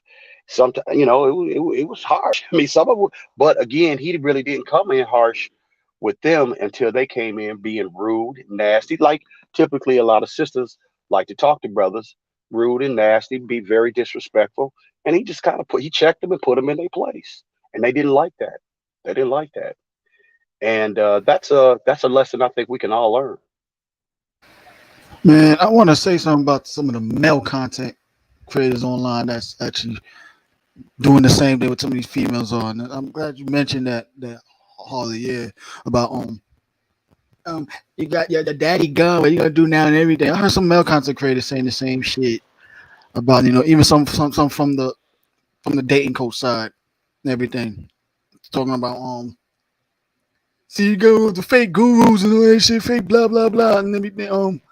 You're acting like he's your daddy and everything, but yet you're acting like they father figure also too, or big brother figure. Some of these younger audience saying you're like a father figure to me because of the advice you're giving everything. Yeah, it's all right, right? But if you feel someone else that's like you feel as a competition, doing something different or saying something different, yet his advice, they use his advice and applied it to their life and found the results and take them the same way. Now you hating. Like what type of shit of the game is that? Like that you know what I'm saying? Yeah. Like it boggles me. Like you know what I'm saying? Yeah, y'all in competition that deeply, that badly, and yet you want to hate on him. You see him hating on him on the grave because he's, you know what I'm saying? Instead of you focusing on your mission from your side and everything, or you want to get over the hate of others so badly. And I know what I'm saying. And most of the time, it's not even a legitimate reason. It's you hear them how to hate so deeply that much. It's like it's not even a legitimate reason. And even sometimes some of these dudes not even know what. Despite that, some dudes they don't even want to put they philosophical disagreements aside and everything to give respect to each other like that. Like something's really going on him, and that's even more pathetic. I'm like, yo, Yeah, some yeah, kind of, yeah. like, you know what? I had a philosophical disagreement with Kev and everything, but in the long run, he's still my fellow brother, man. You know what I'm No saying? I doubt. wish we would find a way to make amends with each other and stuff. Or No something doubt. like, you know No what? doubt. I mean, we really wasn't cool like that. You know, we business colleagues, but you know what I'm saying? But they're not laughing at his grave like that. But something's really going hard. That's on the milk content crazy. It's sad. Because I expected You out know of what? females and the gay dudes and shit. Mhm, But some of mhm. these other dudes, you don't know about the Tom Likas bitch assness right there. Like, hey, it's sad. Hold on. You know what I? We got 30. Hold on. I heard Before about that.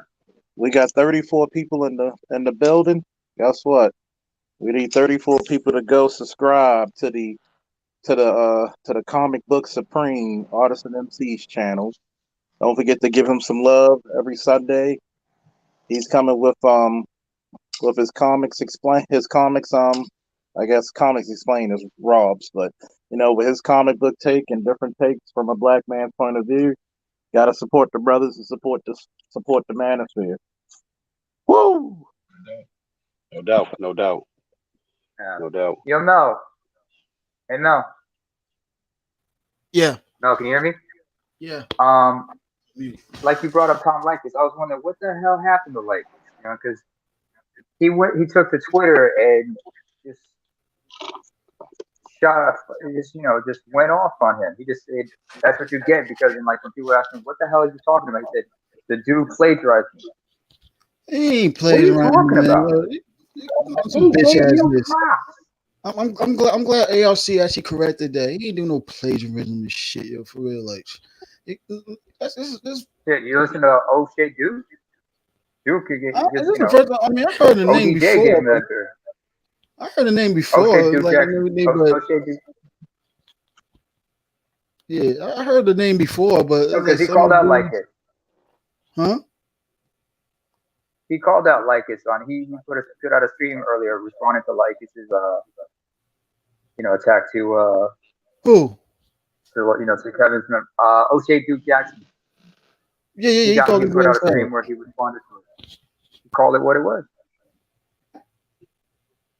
I mean, you that's what you got to do. I mean, think about it for a minute. I was just thinking about this when my man over here from the Bronx was talking, and you s- we talk about this competition and this cutthroat. A thought came to me. Men raise their male children to be men, okay? But when you've been raised by, and I hate to say this, and it just a lot of this has gone on in our communities. But when you've been raised by a woman with no other male influence, not with the grandfather or the uncles or the big cousins, or people like that, you have a viewpoint of a woman. You act like a woman. You are emotional like a woman. Okay.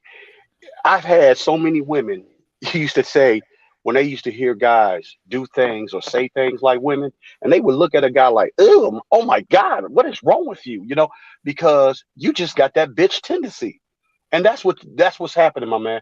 You get a lot of guys Mhm. that acting like a little bunch of bitches, trying to Yeah, crawl and scratch and get as content creators to get more volume so they can kick more dirt on Kevin and so they can get their numbers up. Bro, that's why you the kind of guy that gets the pat on the head from the women. You give them your money, you burn up all your time, your energy. It's Mhm. the three teams. The three T's is your time, your talent, and your treasure. And you burn it and you sift it away every year. And every year that you keep doing it, you take away from what's really important is yourself. Yep. And it's funny, if all of you who love sci-fi, comics, anime, and different things, that's the link to the man, the myth, the legend, the comic book supreme artisan MC right there. And you tell a very adequate statement right there, because if you're thirsty in the desert and you see a puddle of water, are you going to drink it, or are you going to bypass it and say, I could do better?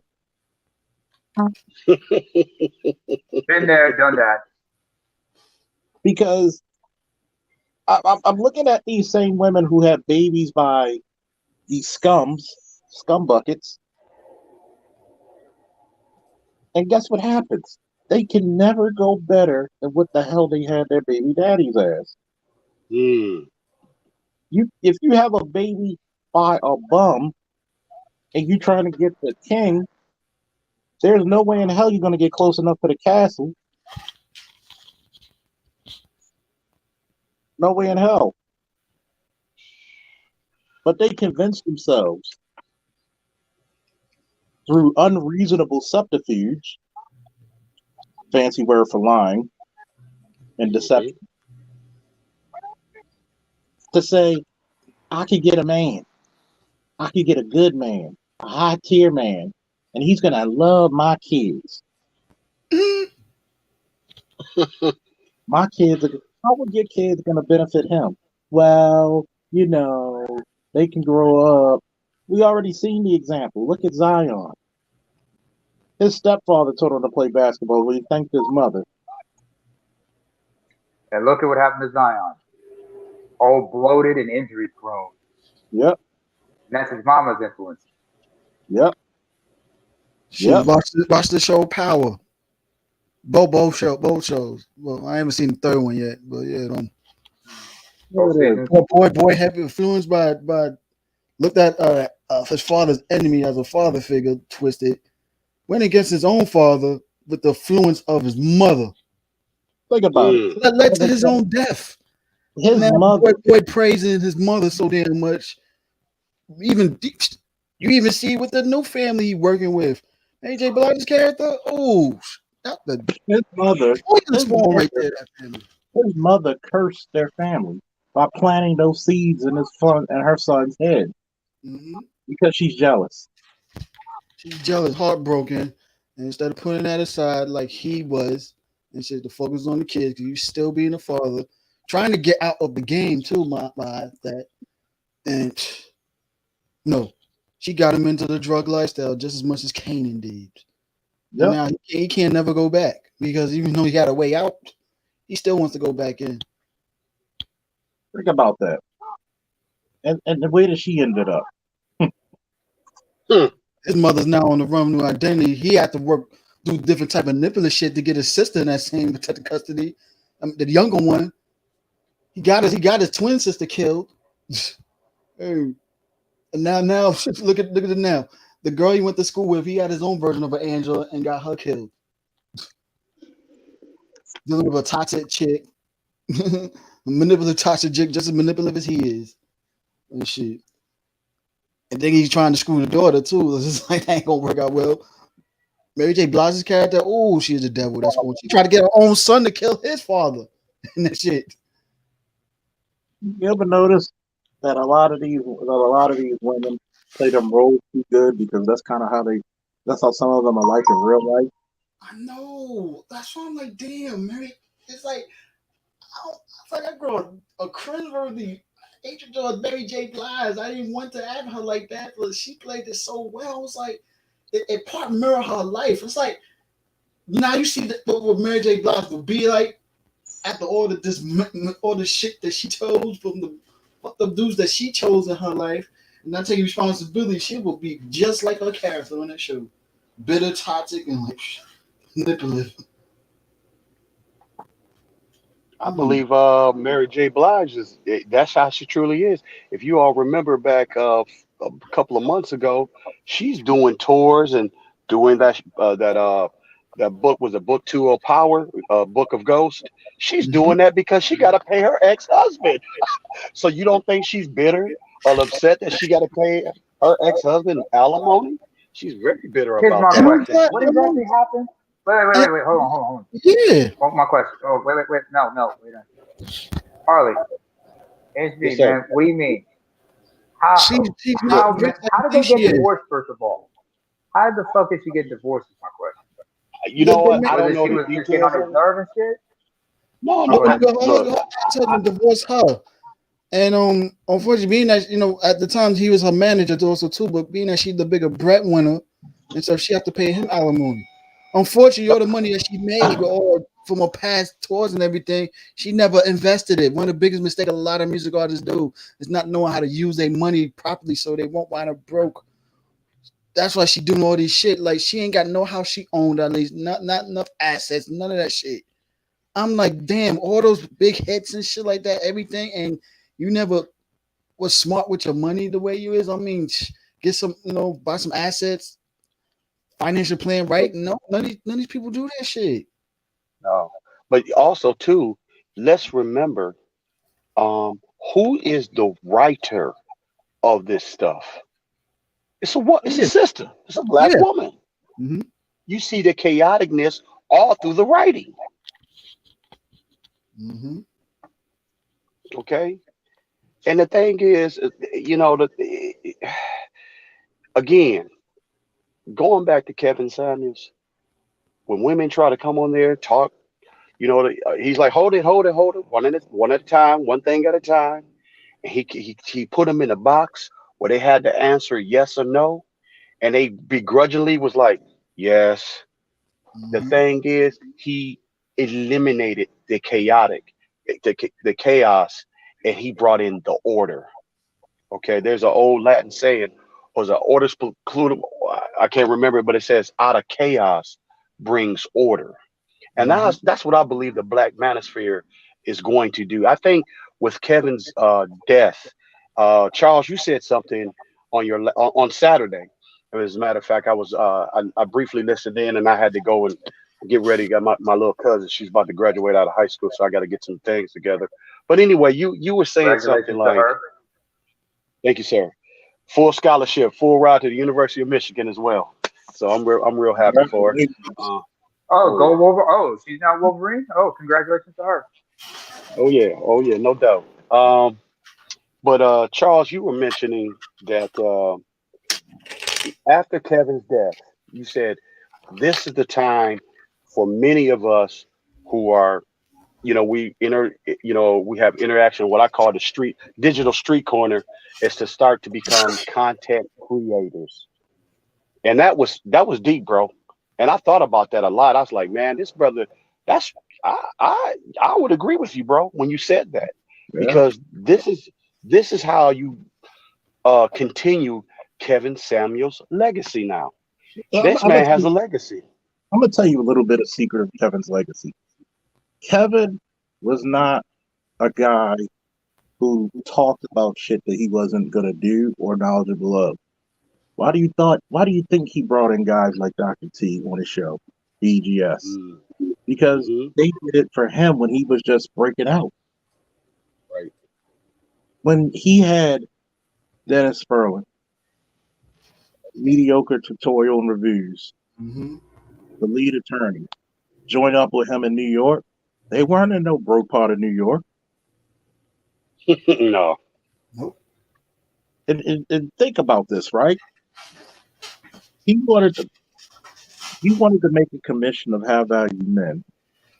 He had the mixed group, which I'm a part of, where men and women can actually mingle. I'm gonna get networking. I'm gonna network with a lot of guys for my security business. I'm going to There get you them go. raised up for the training for not only me, but the young black boys that I'm gonna hire. People said, "Why are you just hiring young black boys?" Who the fuck else gonna hire them? I'm gonna get them trained, not only in executive protection, high risk security, but I'm also gonna send them through SWAT school. Mm, Why not? Why not corner the market of protection? If people are scared of us, make a buck out of it. But we gotta come and have at least 10 new fucking channels break out every week to continue the message of not only Kevin Samuels, but the manosphere in its totality. Oh yeah, And mine's in the Assalam chat. Mine's in the chat. and Anybody say Assalam something slick? Sorry, I just have to bring this up. Mine's in the chat. Anybody say something slick about Kevin sets about Kevin? Block their asses, man. Yeah, because I have to block a fucking clown on there and shit. I'm on it. and shout out to Philip, another little subscriber. Assalamu alaikum. And see, this is what we talking about. Kevin died with random. At least he died with somebody. The only thing you're gonna die with is your ugly Chihuahua dog nibbling on your toes. Block these trolls, please. Because I'm gonna let everybody know who got a wrench. Order 66 on trolls is out. You don't even, if they fuck around, we're not even gonna argue with them. We're gonna just get rid of you. Yep. Because I'll be damned you talk about a man like Kevin, because you damn sure gonna talk about me. You're gonna talk about the electrician. You're gonna talk about Naaman. You're gonna talk about Mel. You're gonna talk about black men, whether they're ADOS or not, who are trying to make the world a better fucking place. Who are trying to teach skills to boys that you fucking misuse and treat like shit. But you have the audacity to try to defecate over a man's legacy. See, this is the reason why nobody has picked your bitch asses for a wife. And yes, in my channel, and my subscribers know the difference between a lady, a woman, and a bitch. And that's a bitch move right there.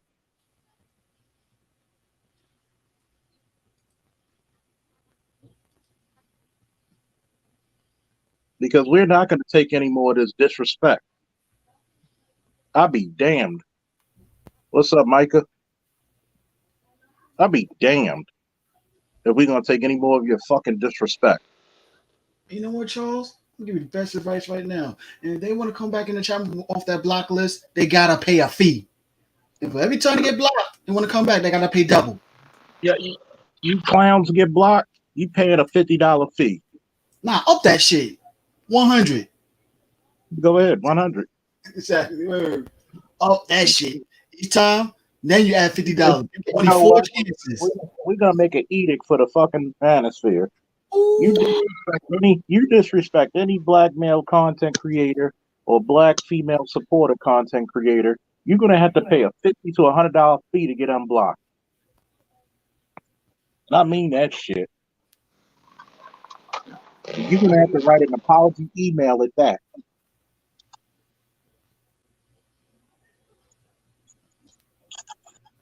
Commander Junior's a bitch. Talking about booty bit. You must know. What's up, y'all? You love that shit. You mean you mention it? What's up? How you feeling, Zeke? Man, whew. Hey man, we need this. I don't know if you're friends with me on my Facebook. dude, man. What's good? I don't know What's if going you on, got bro? Facebook or not, but if you were friends with me on Facebook, I got a chick who actually talked about that's why we're divesting. I said, bitch, we'll help you. No, they're not. I seen Rolo's reaction into black women celebrating, and Rolo and all the white dudes over there are thoroughly disgusted. They're disgusted. So if you divesting, you ain't divest. You really not divesting. You getting smashed by a white dude. That's what's happening. You ain't divesting because the white dudes. I'm seeing their reaction to black women's celebration, and because the manosphere has been we've grown since Kobe's death. They're really disgusted because some of them weren't paying attention when Kobe passed to see black women celebrating that. And them watching black women celebrate Kevin Samuel's death the way they're celebrating, they're when I say disgusted, like the whole world is disgusted. I just want you to understand. Even the white girl that Kevin Samuels went in on Fresh and Fit, like people were like, "Hey, aren't you happy Kevin Samuels is dead?" She was like, "No, like I don't wish death on no one." Like even the white girl that he She had a page or I gotta yeah, see. like no, on Fresh and Fit we're talking about it like that because that's like Kevin Samuels like second biggest that's like his second biggest thing. Like the first thing is average at best, and then him putting that white girl in her place is like the second biggest kind of Kevin Samuels moment.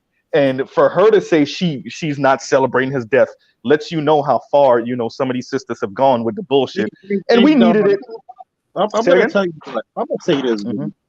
I know that you and Namer are not ADOS. Mm-hmm. But I'm gonna tell you what. In the words of Superman, even I know when it's time to put a mad dog down.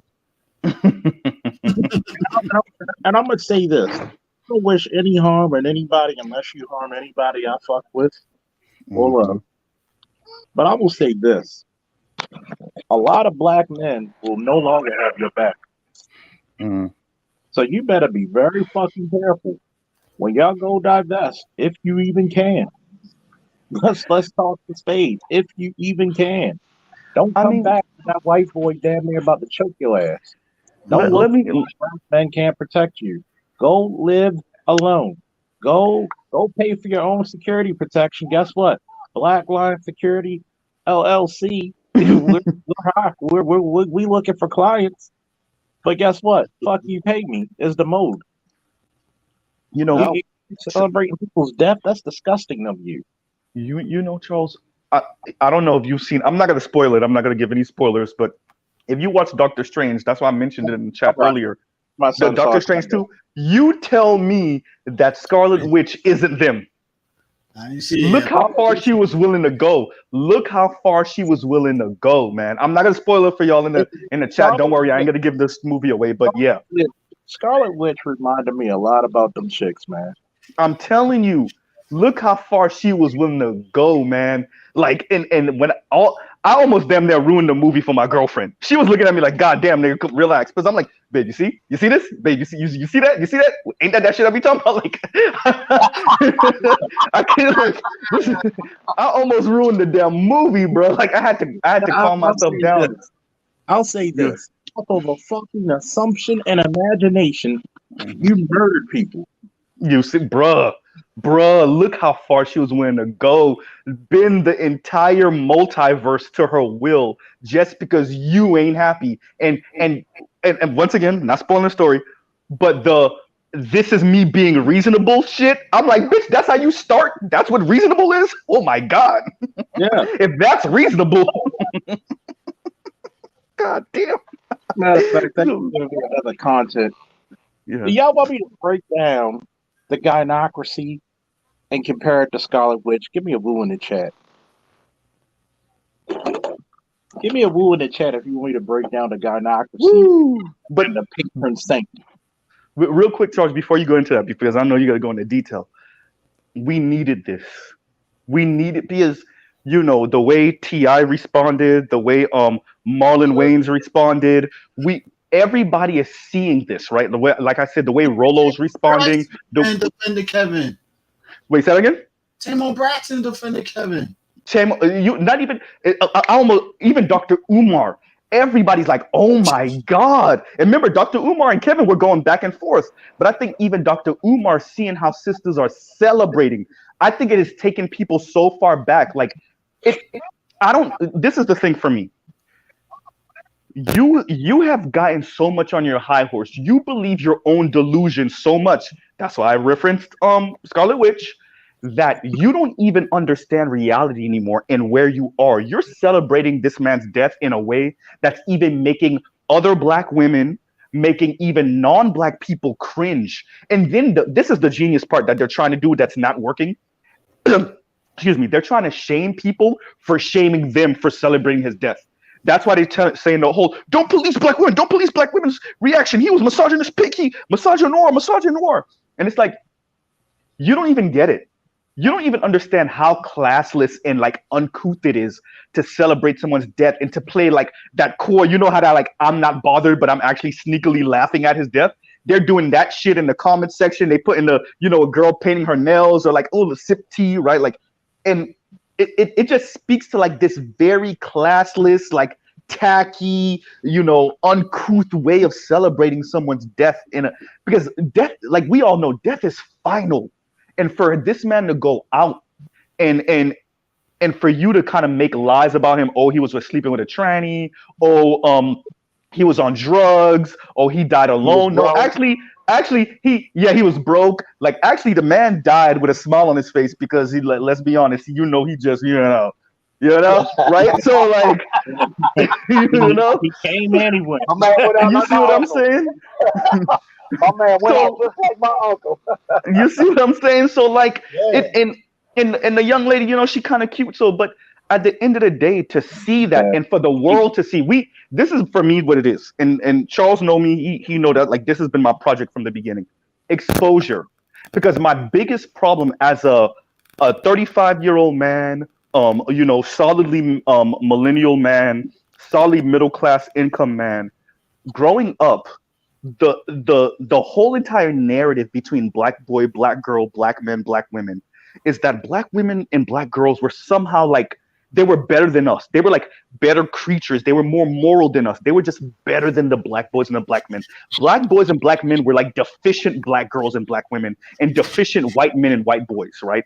We didn't have the power and the wealth of white people, and then we didn't have the moral standing of black women. So that's how the black community framed black boys and black men. Whether anyone overtly said it the way I just said it or not, that's kind of the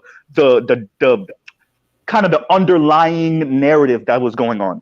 And what we're seeing with this Kevin Samuels thing, this exposure is beautiful because the world needs to know, like, these are the people you were chastising us for. These are the people like when a brother would marry a white woman and like all these black women would come out the woodwork. Oh, he's not loyal and he's chasing after white women, and look what black men do when they get money. These are the women that were saying those type of things, right?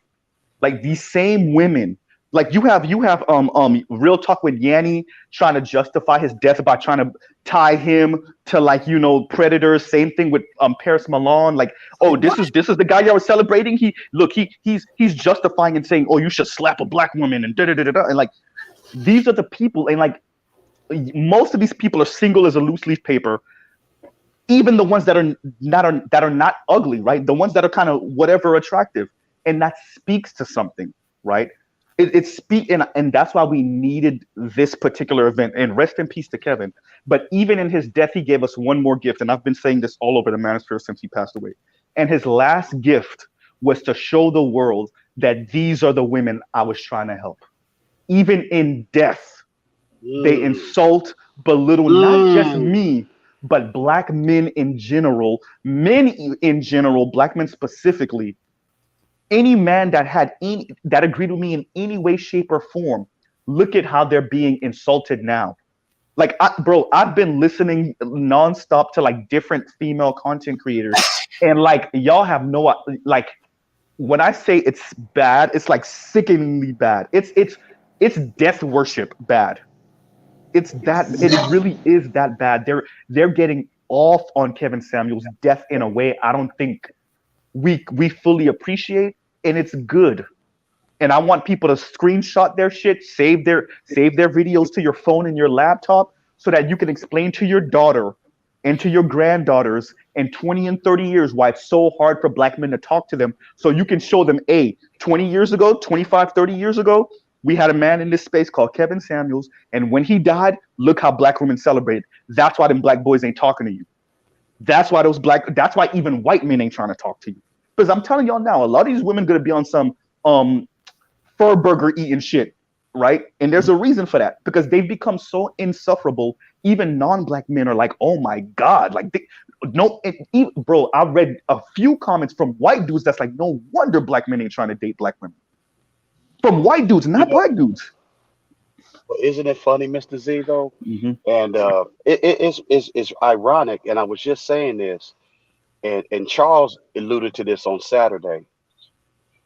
The legacy of Kevin Samuels is going to rise. I believe it's going to rise even higher than what he started. I'm not going to say he started the work, but he was the first man, the first brother, I should say, that really was creeping into the mainstream and whatnot. Yep. That brother actually opened the door. That brother opened the door. And see, here's the thing about it, is that when you get these people, they're all into this necrophilia of his celebrating his death and everything. I mean, when I found out there was one little news clipping that Kevin Samuel has died, and I turned on YouTube, and just by accident, there was a young lady, and I didn't even save her. I didn't screenshot her or anything. She said, "Oh yeah, here we go. Get y'all popcorn ready." And I was like, "Man, I ain't trying to hear that shit." But the thing about it is, I'm like, "Oh," but what you just said about non-black men, white men, or Asian or Latino saying, like, oh my, like holding their mouth, like, oh my God, I cannot believe you all are saying this about a guy. Are you serious? Are you serious? And the Yeah, thing it's about it, bad. we listen. What's my man for the tight end for the Kansas City Chiefs? When Cam Newton said, Cam, what yeah, did he yeah, say? Cam. Yeah, you see whatever my man, the tight end from the KC. You see what he did to his girl, or what? You gonna get on social media and talk about Cam Newton? You don't know what that. I can tell you how that conversation went. You don't know what that man been through. You don't know how hard it is. Who what? Bitch, by click, and that was it. Cut that loose real Wasn't there quick. wasn't there a white man? Are you talking about the white dude that left his Yes, black girlfriend? Yeah, yes, yep. yes. And but that goes to, because this is the thing. This is where we are now. And I'm sorry for cutting you off. This is where we are now. We're in the space now where black women are seeking white men to run from the black community. Okay, that's cool. Yep. Whatever. The problem is a lot, and this is what you saw with that My Master challenge, right? A lot of these white men are none the wiser. They just think they're in an interracial relationship. They don't understand that a lot of these black girls are like they're not in love with you as much as they hate black men, right? They hate black men more than they're in love with you. And oh, I don't know whose background it is. But somebody's background, I don't know. Mel? That's not me. Oh, okay. I don't know. Here, Charles, I don't know. Oh, but yeah. So That was you know me. they. Oh, okay. But no, they hate black men more than they love these particular white men. And what you're finding more and more is like every once in a while, a white man will come out of the woodworks and say, "Oh my God, I was." And BGS even posted a tweet from like this white dude that said, "Yo, when I'm out with my black girlfriend and her friends, like the way they sound about black men is disgusting. Like, should I break up with her?" Like that's how bad it's getting. Where white dudes are looking for Wow. advice online from other people because their black girlfriends hate black men that much that it's making even white men cringe. It's making It's it like funny even because real quick. When Rolo called in a Fresh and Fit, because I don't really follow Fresh and Fit. I don't watch their stuff. I only watch like the big huge videos, right? When Rolo called in, he called in because I can't remember what her name is, Nyla Speaks or whatever the hell. When she put that first tweet out, like this is an early Mother's Day gift. Kevin Samuel's dead, and like celebrating his death, it made Rolo feel some type of way. That's how bad this shit is. It's making like because Asian men are kind of in the know, but whatever they don't fuck with black women like that, so they don't even count. But it's even making Latino and white men cringe. But it's like, oh my, like you women hate those men that much. And once again, black women think that shaming tactic of saying, well, that's because look how you talk to black women. It's not gonna work because but here's death the is supposed to caveat be about it. the end of it. I'm sorry. Go ahead. I'm sorry. Well, Go ahead. Asians not gonna get it anyway because they ain't gonna get nothing that's conflict. They don't get. It doesn't matter what color. When it comes to conflict, they stay out of it. That's their own way of being peaceful. Like they focus on their community. They get into nothing conflict and everything unless it's particularly is attacking their community. Other than that, yeah. So I'm not so shouldn't be surprised. Yeah, they don't, but yeah. I mean, other dudes, other races, yeah, they discuss and cringe like. Oh. But what's the caveat about all of this? Here's the thing. If you treat me this fucking evil, right? You treating me this Mm-hmm. evil? Who's to say when the switch goes off on your head, Winter Soldier, black women? When the switch goes off on your head against him, you think he gonna tolerate you? You think he's gonna deal Thank with you. that?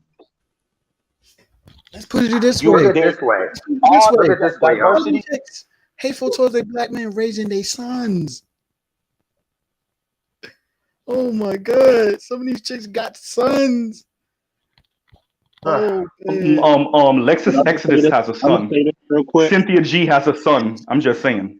I'm gonna just say this, right? Remember this. Your sons are one day, your children are one day gonna look at you as equals. Mm. And I'm gonna say that again for the niggas in the back who didn't hear me. Your children one day are gonna look at you as equals. And I'm not even gonna They're talk gonna about look at you and see how full of shit you are. I'm gonna talk about the daughters. Your Ooh. daughters are gonna curse you because you took away their first love.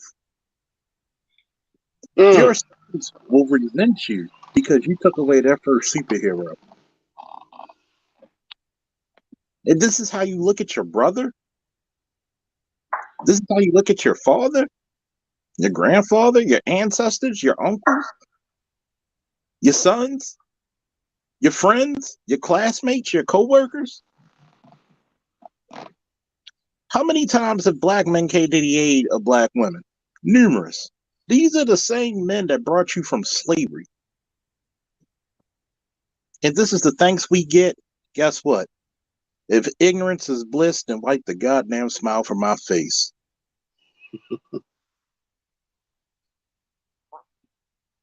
Here's something I also realized.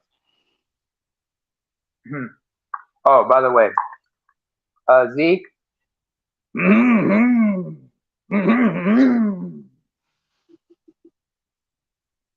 Wait for it. My bad. You know, yeah, that's the running gag between two of us. Hey Zeke, you know how like women say like all men are dogs and shit? Yeah, well, they're not even on that anymore. That's but there's a Xers point. and boomers. Hold But on. go ahead. Yeah, but what I'm trying to say is I remember seeing a meme about that. It said women say men are dogs, right? But the thing is, dogs are loyal as fuck when you treat them right. You want to see disloyal? Look at a bitch in heat.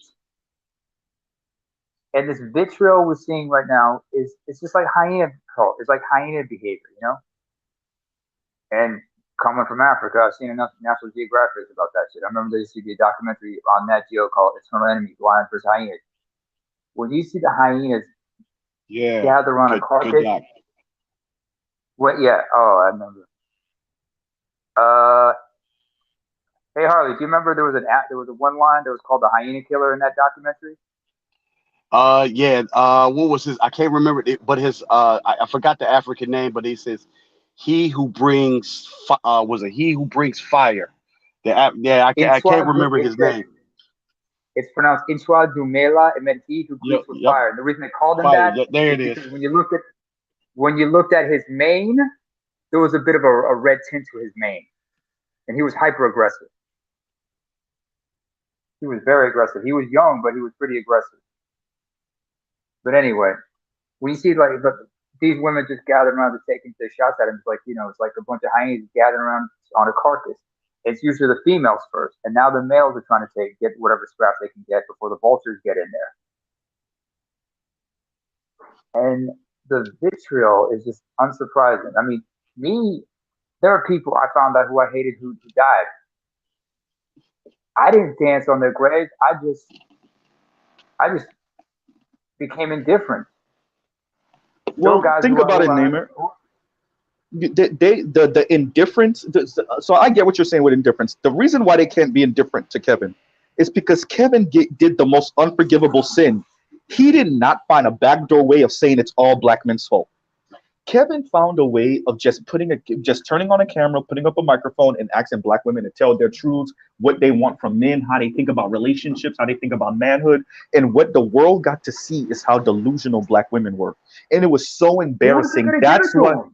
But this is understand what I'm saying? Don't go ahead. Yeah, I hear you. What I'm saying is he was not going to give them that out. He was not going to say it's all black men's fault. Yeah, but that's not the only reason. The other reason why they have a big issue with Kevin is because of the embarrassment. They were embarrassed in front of the world to see night after night, woman after woman. Because I was on a live with some African brother from Britain last night, and it was like 600 or 700 people watching. And me and him had a damn near hour-long plus conversation. And in the comments, it was none but women saying, "Oh, you're jealous of women. That's your problem. Oh, you're dumb. Oh, you're sexist. Oh, you're Samuel-led." All that stuff, right? Their issue with Kevin is that this was supposed to stay in-house, right? So in other words, black women were supposed to tell the world that black men are horrible monsters, and then black men were never supposed to respond in public. We're always supposed to keep it in-house while they go out in public and trash us. What Kevin did, he didn't trash them. He let them trash themselves.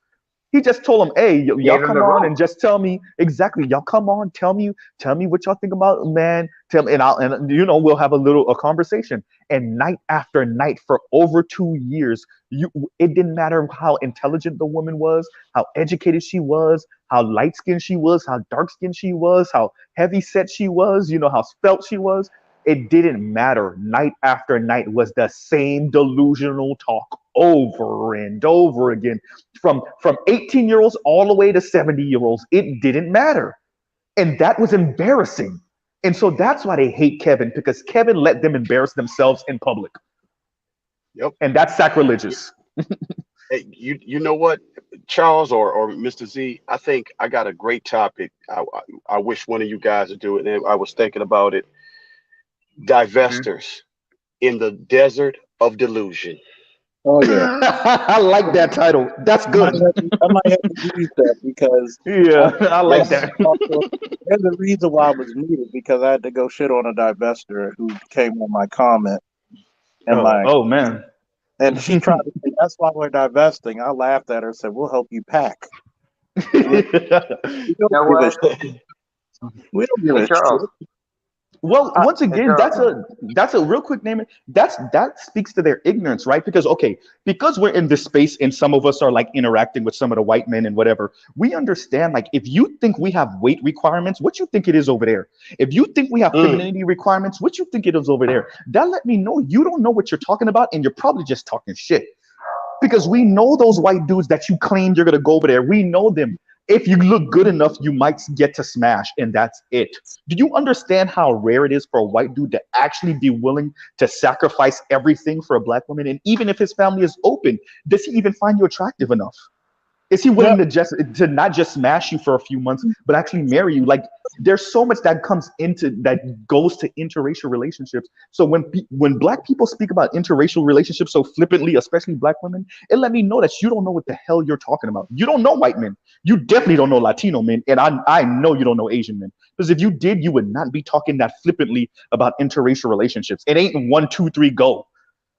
Right? Especially not for any white or Latino or Asian dude. Go ahead. I'm sorry. Like 1, 2, 3 crash. Maybe get a rental, but you can't afford it. And see, what happened with black women when she said that, she expected me to be like, "Oh, fuck them white men." No, go. Yeah. We want you.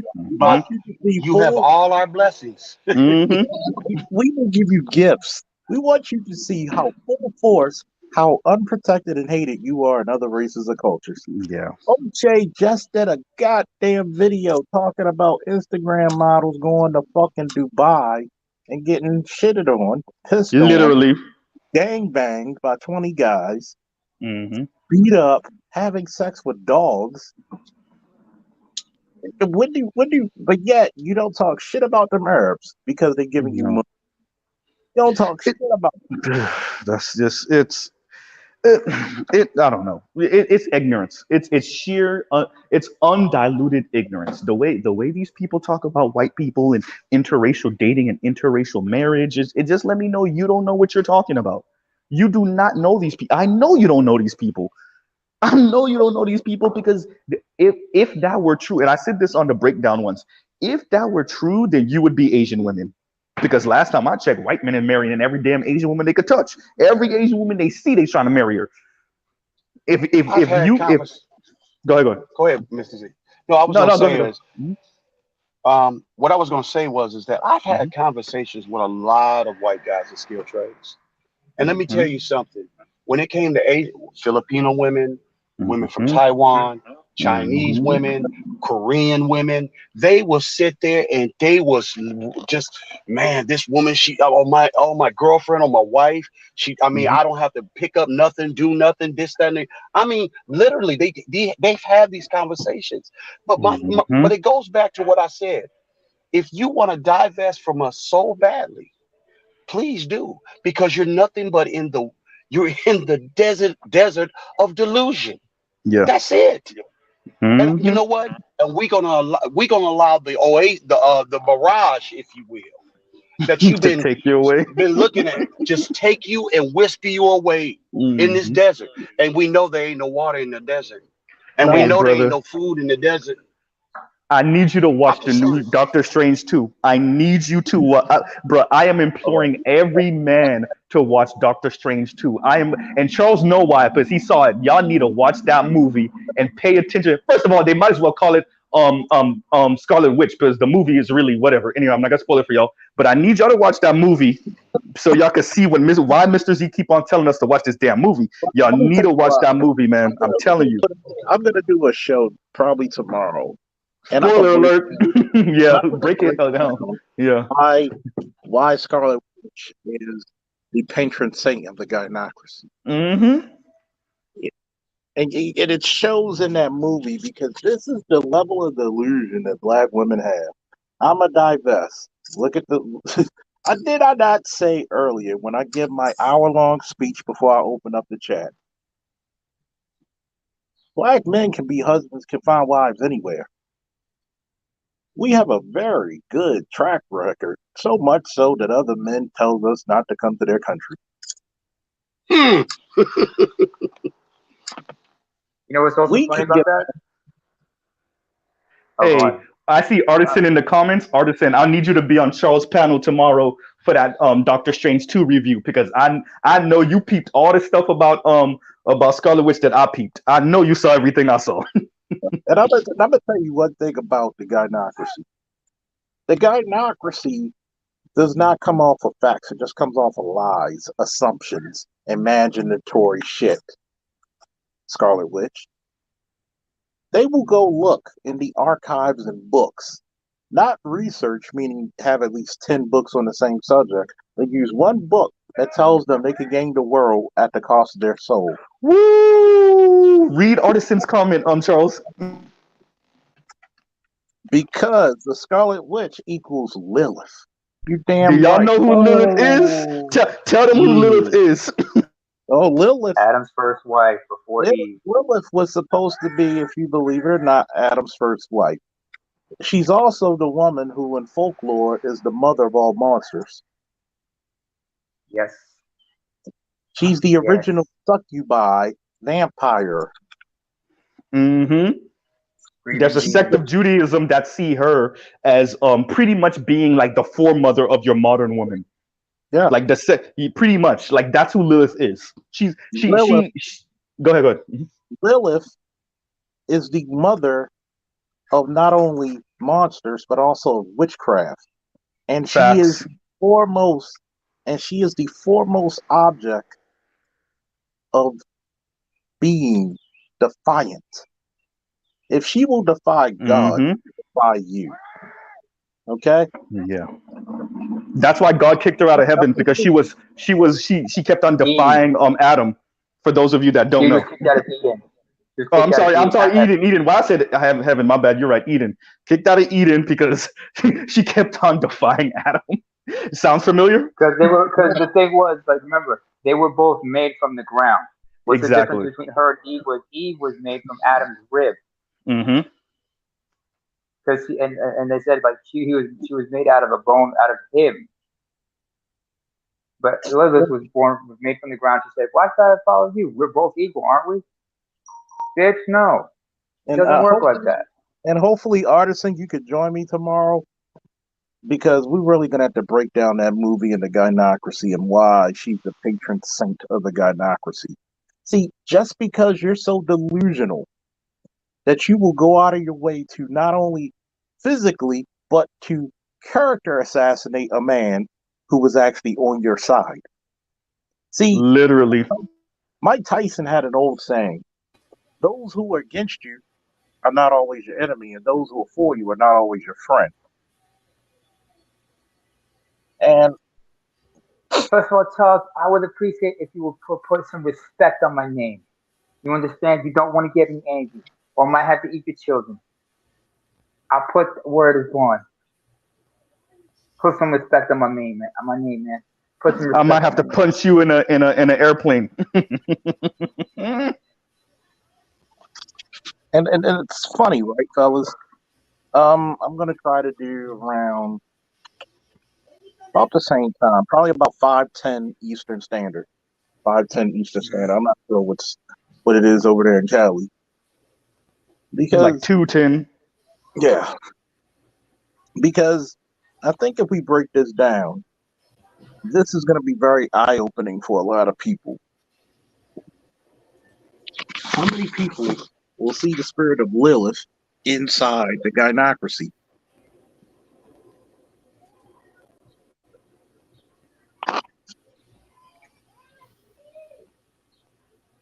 Yeah. I mean, I don't know. Like I said, when I was watching that movie, I damn near ruined the movie for my girlfriend. Don't take me to that movie, man. Word. You gonna want to be like Tom Holland.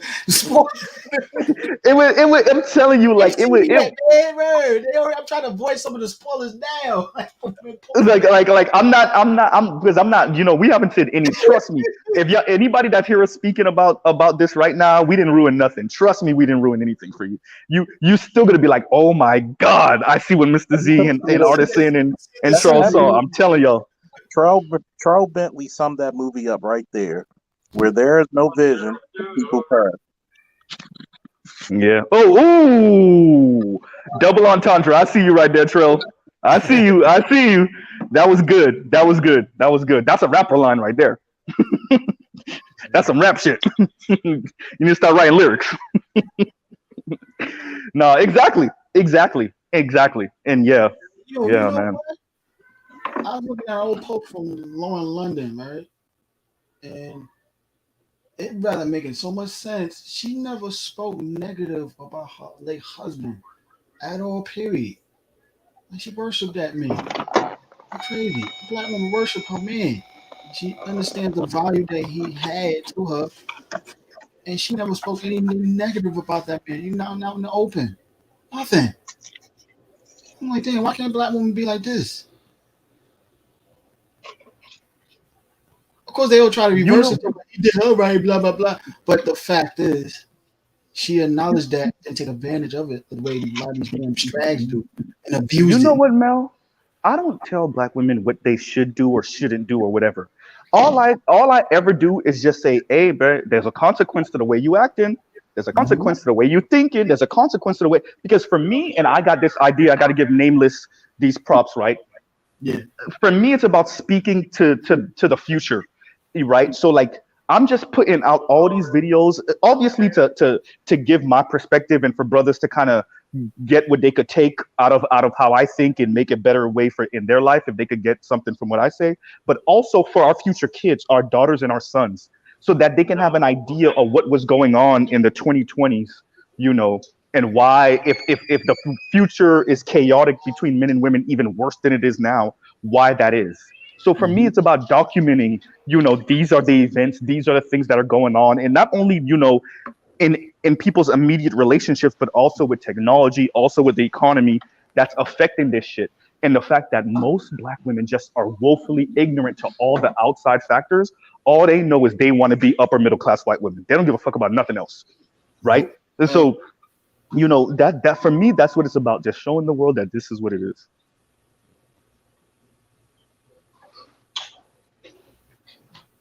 Disagree. Oh, by the way, whoever puts out that stream that Harley just mentioned here about, you know, Desert of Illusion, I know the right song as the intro for that, or the theme song. Does anybody remember the group Imagination? I don't know who that is. It's just an illusion. Boom, boom, boom, boom, boom, boom, boom, do, do, do, do, I remember that song. Right? It's just an illusion. Bo, bo, bo, ba, da, do. Illusion.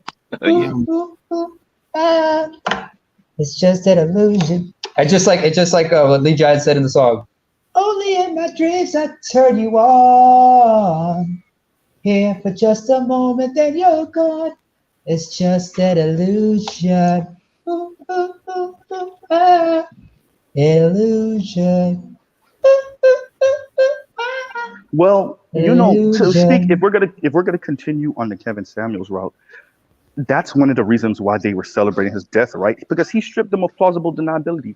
The buy a dog and die alone is it's not a death wish, right? It's really just telling you, hey, so I just told you what it is. Now you could just buy a dog and die alone because I just told you if you don't change your ways, you will die alone. So go buy a dog and die alone. Because in him telling them that, because if you notice, like, for them, it's always about, like, don't kill my hope. Don't tell me that. Don't strip me of plausible deniability. Don't jinx me, right? That weird ass shit, right? Don't tell me Don't that. deny me my illusion. Exactly. Don't deny me of my delusion, right? Don't deny me of that. And him telling them, hey, actually, that shit ain't gonna work for you. Whatever it is, and that's why. I'm working on a video about it right now. That's why they're dibbling dabbling with the spiritual world and voodoo and Santeria and all and some of the African spirituality and religions, traditional spirituality from Africa. They're dibbling dabbling with that because they gave up on white baby Jesus, which I'm a black man, so I'm kind of with you on that. But you didn't give up on it because you're worshiping a white man. You gave up on it because you're mad that you. Wait a minute. As a hate, hold on, Z. Real quick, name her, please. Okay, sorry. But yeah, no. So the issue is that you're delusional, and the fact that you can manifest those delusions with your fucked up idea of Christianity, that's why you're messing with the spiritual world. It's not that you're giving up on it because you realize that this is maybe not the best thing for me as a black woman. No, you're giving up on it because you want to keep on being delusional. So you want to go to something that doesn't have much of a structure in that way, and that you could kind of manipulate to fit into your delusion. That's why they're fucking with it. Go ahead, Nima. They're fucking. I'm gonna say this. First of all, okay. Hold on. I'm gonna say this before it never goes in it. They're fucking with it because, one, there's a consequence to your action. Meaning, even in Christianity, there's the wages of sin is death. There's a consequence to your action when you fuck up. That's why they're going into it. Because if you know one thing about the occult and witchcraft, they promise you the world, but they don't tell you what you owe. And one thing about it, they gotta take what you owe, though, Charles. Oh yeah. And guess what? And one thing about occult science, alchemy, from Full Metal Alchemist Brotherhood. Guess what? Equivalent exchange. In order to gain something, you must give up something of equal or greater value. Is basically in the occult and witchcraft. Go ahead, Namer. First of all, Z, go ahead. As a Haitian, you don't practice voodoo? That's very un-Haitian of you. No. Believe it or not, most Haitians don't. Most Haitians are fucking deathly afraid of voodoo shit. We do have our voodoo practitioners and whatever. Obviously, like duh, like it's part of our culture. But most Haitians don't. It's regular Catholics, and even the voodoo practitioners mix that shit with Catholicism. Right, but yeah, man, like most of us, the only way you ever see the average Haitian fucking with that is if their son's in jail or some shit. I'll tell you something. Right? We have hold on, wait, Mel, wait up. I'm gonna tell you something, Z. Where I come from, there is a traditional animist belief we have. You thought that would have been killed off when we converted to Christianity, like some 2.5 millennia and a half ago, right? But there's still some people who still believe in the evil spirit, in the presence of evil spirits and whatnot. And we sometimes have to consult a priest for that shit because they're scared of them animists and those like evil spirits and shit. But yeah, I hear what you're saying. But I mean, that's why like people are going to things like witchcraft and shit. I mean, I know a couple of people who are actual Satanists, and they adhere to, and one of them is into Wiccan and other witchcrafts, and everyone's talked to her about that shit. But they're like, yeah, it is what it is. But see, there's something these females don't even know. Because I know about something about that was too. Even spoke to people in that community, seen videos and everything. One thing they don't know is, one, there's such things as good spirits and bad spirits. Facts. So if they are doing bad dark voodoo and everything with bad spirits, there is a toll to pay. You got to pay some respect to these to the dark spirits you go to get some work done and everything. And if you don't pay that toll, you can find out what they like, even when they was alive, find out what they like, and bring a token of appreciation with us, it will backfire the fucking hell out of you. Yep. And not only that, also too, after all that dark energy in Pacific and everything, they have to cleanse themselves off that shit right away.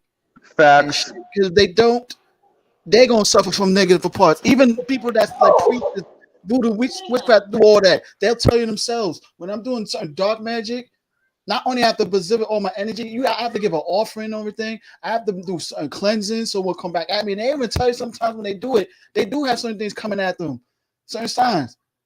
Automatic, even if it's the little things and everything, that let you know it's coming into effect. Look, man, but I'm telling y'all, these chicks do not know that shit. Right? Like they just think it's that easy, but shit, they don't know the negative they think effects. it's a game. It's like if Vivica A. Fox is doing that shit, she don't know the negative effects of right now. Look how old that karma shit. Yeah. Her face is melting like rotten cheese. She breathing almost close to like Darth Vader and shit. Like but it's what Charles said. It's like you know what you're doing, and even with this, the little mini doc that I'm cover, even in that video, one of the sisters is like, oh, I want to kind of disrupt the structure, because like even in the voodoo practicing shit, they have a structure. The problem is they're running from rules.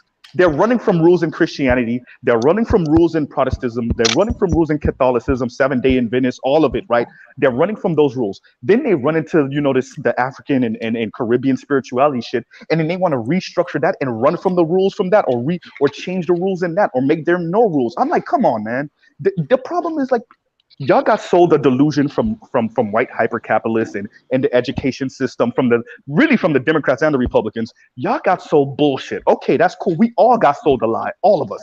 The problem is y'all want a particular life so bad, and this is why I keep on talking about Doctor Strange too, that y'all are willing to destroy the planet to make it fit into your delusion.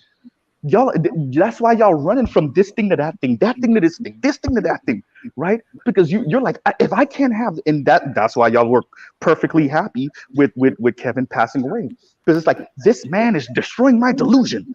He's trying to bring math into the situation and tell me the math ain't math, and he needs to die. All right.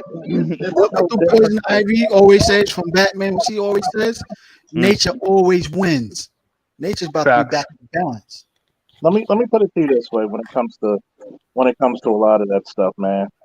See, a lot of people don't realize this, that in African culture, if you ever notice, for every male god there was a female equivalent goddess. Mm-hmm. So females had basically a vessel, either a bowl or a vase, type of vessel, because that was their role. They were the vessel. What did you see in the African gods' hands? You saw weapons. Tools. Or weapons. You saw weapons. Clubs, sword, spear. Mm-hmm. You saw weapons. Mm-hmm. So here's the shit you get. When you have to know that there's a feminine and masculine principle of everything you do, that's what happens. When you take out that principle of the masculine, there is no protection for that feminine. Look at what's going on. You're saying you're the least protected. No, you're not.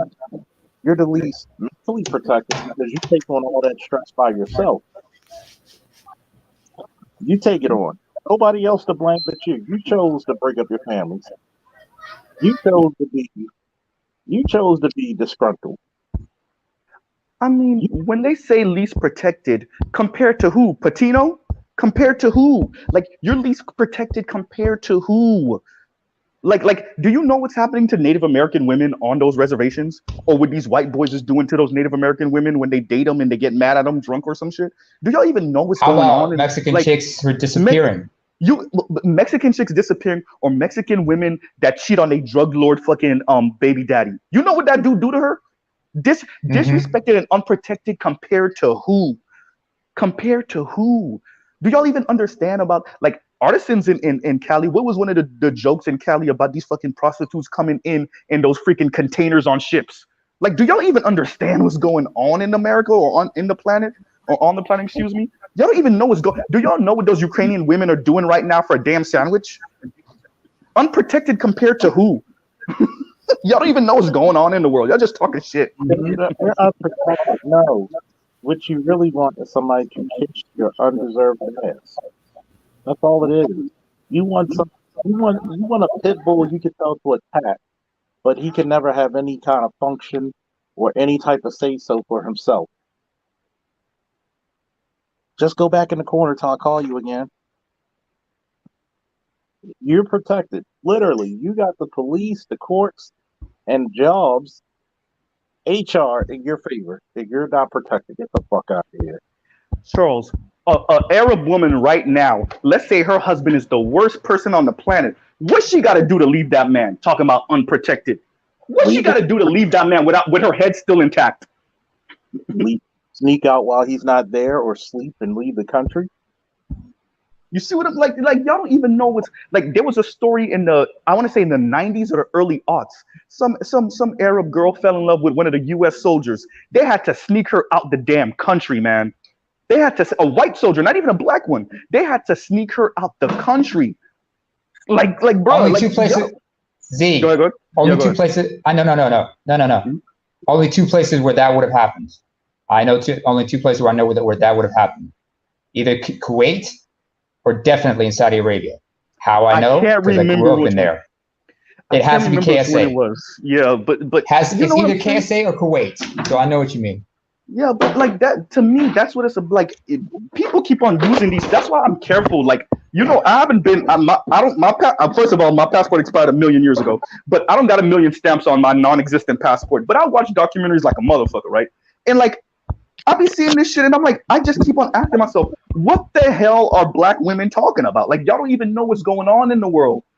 Like y'all are completely like clueless, and yet y'all's talking all this shit. That's the thing that always get me. Like, you don't know what's going on in the world, but yet you're making these grandiose comments and statements about being unprotected. Like Malcolm said that in the fucking 60s. Y'all still badgering us with that shit damn near like 60 years later, and like it don't even apply.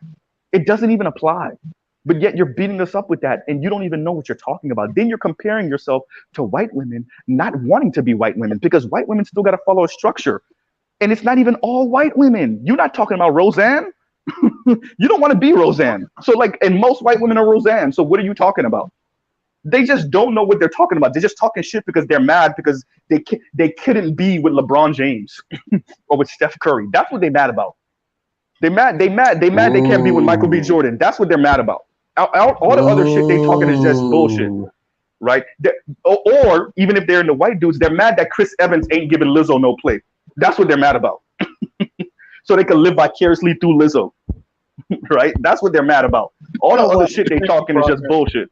Go ahead. I'm glad you brought that up, because Chris Evans just showed you what they think of you. You think you gotta be exceptional for other races of men. You think if Rihanna came to him and said, "Hey, I want to holler at you. Let's go on a date," what you think Chris Evans would say?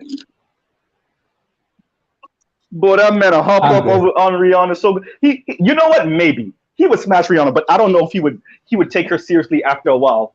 Because don't forget Ashton Kutcher. Yeah. Mm-hmm. Yeah. A lot of black women do not understand how other races of men fetishize you. You're just an object of desire. I mean, you're a notch on the belt. You're a notch on the belt. They got their, like they got their black one fixed. Well, I mess with a black woman. I'm not racist. Toya said that one time in band camp, last time we spoke, I died. She was like, "You're just that one time in band camp," or "Your fun times." When Toya said that, I was like, "God damn!" Like that shit was funny as fuck. She's like, "You're that your fun times or that one time at band camp?" And like as a black man, like that's why like look, man. When I worked at the law office, there was this Latina, cute. She's an attorney now. I could have been living lush right now. She's an attorney now, bro. On me, asked me out on a date, cute as hell, right? But because I have principles, she had smashed this paralegal before me and her started talking. And like when I found out, I was done. I was done, bro. I was done. And like that goes to like I'm not gonna be your little fucking sex object because you haven't smashed a black guy before. So you want to fuck with Mr. Z because Mr. Z is like acceptable enough. Like he's square, but he's still like listening to fucking hood ass shit and whatever. I'm not gonna be that. And I don't know how many black women know that that's what they are for these non-black men. Like you think he's gonna do something with you more with you than smash. Like, bro, I keep on saying it. Do you know how many of these, like, y'all would be surprised how many sisters around the way have smashed white dudes. All that shit they be talking, y'all would be surprised how many of them have smashed white. Bro, I'm telling y'all have no idea. I'm telling y'all. And then it'd be the same ones sometimes claiming loyalty. It'd be the same ones claiming loyalty. I worked at a law office. I'm telling you, if I showed you some of the black women that white dudes have fucked, y'all would be like, no fucking, not her. Yep, her. Right? Sometimes they be the square ones that y'all know. Sometimes it be the hood ones. Sometimes it be the regular ones. Sometimes it's all of them. Same thing with white women. I'm not even on some super pro black shit. Same thing like the white girls. But there's a lot of white girls that have fucked black dudes and nobody would ever know. Same thing with black women. The only difference between black women and black men is that the white boys don't ever marry them usually or make it publicly known. So they get to claim loyalty to us because she's not talking, he's not talking. That's the only difference. Yeah, that's the only difference. So she gets to claim loyalty when she comes back in the black community. Oh, black women are loyal to black men. No. Remember that movie? When they were like, what was it? The one where they had the kids in the college, and it was the pro-black chick who was all pro-black, rah-rah, sis boom-bah. Oh, you talking about the college Dear White People? Dear White People. They made a show of it too. Yeah, it was on Netflix. Dear White People. Yeah. Yeah.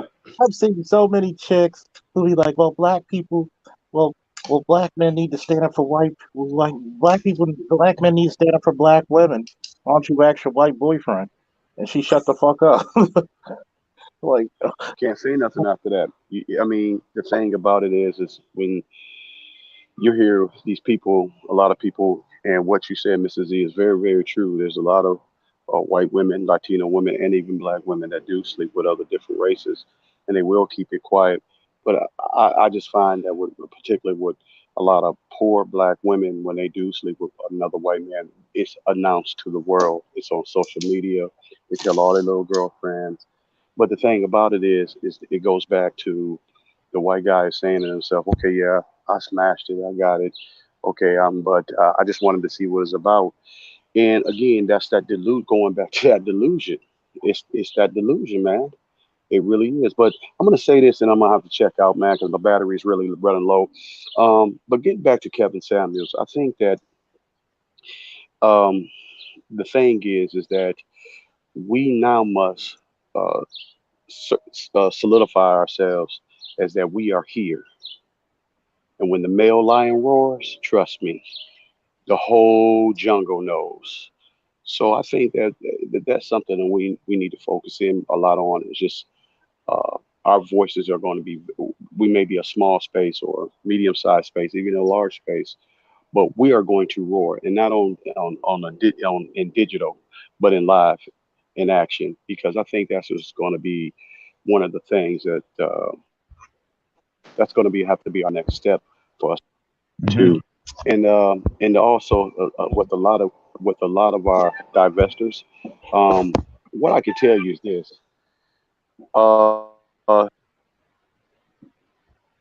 These divestors they're gonna be focusing on what's going on in these politics, and it's gonna definitely change for the worse for them. And also in 2024, it's gonna change for the worse for them. We saw what's happening with Roe v. Wade, and I'm telling you right now, you're not gonna hear a lot of this talk with sisters in a couple of years. I mean, you're gonna still hear it, but it's gonna be piped down a whole lot. Mm-hmm. I agree with you 100 because white men are. I gotta say something about that though. Go ahead. I gotta say something about that.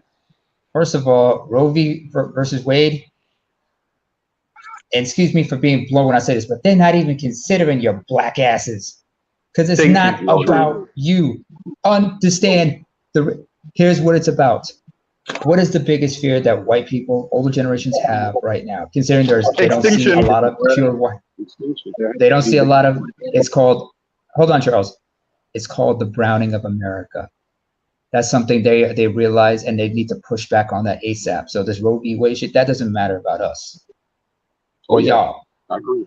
It's not about I y'all. agree. So what that tells me is, first of all, brothers, if you're on the stock market, you better start investing in some of those condom companies, those contraceptive companies right now, and start buying stocks. You guys better act like this is November '91 when Magic came out and said he was HIV positive. Motherfuckers rushing to the drugstore to get condoms and shit.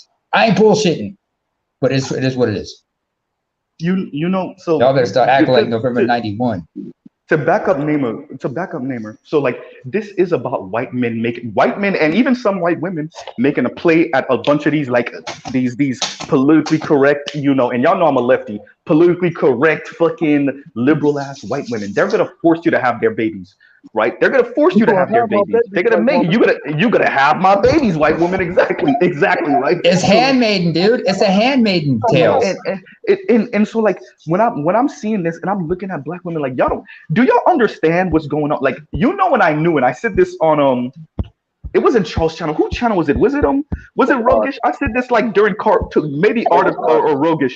I said hey, it was crazy when COVID happened and black women were still talking crazy. In the middle of Armageddon, they were still talking crazy, right? Like, hey.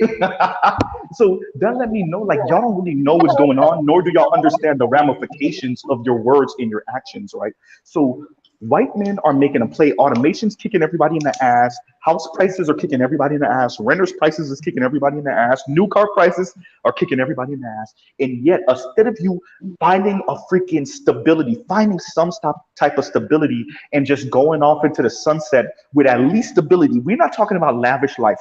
Right? This is the time of stability. That lavish life shit is done. I'm sorry, y'all. If you ain't an entertainer or you're not getting into tech, and even if you get into tech, you're just going to be upwardly mobile stable. You're going to be better than the rest of us stable. But that lavish life shit, that gold chain, fucking platinum chain shit is done. That shit's gone, bro. That window's closed.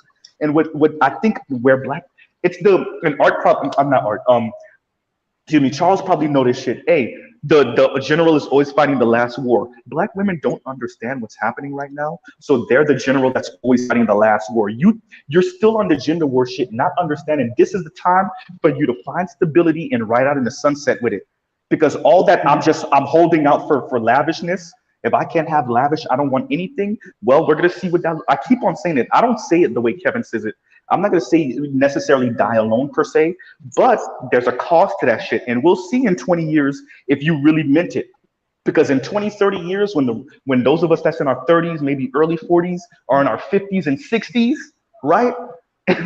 We'll see whether you mean that shit. It ain't going to be pretty, bro. It's not. You can look at Japan or South Korea, for example. Go ahead, Charles. I'm going to say this. If you ever want something to appreciate, give it to a black woman. Because they will only look at what the price of something is and not the value.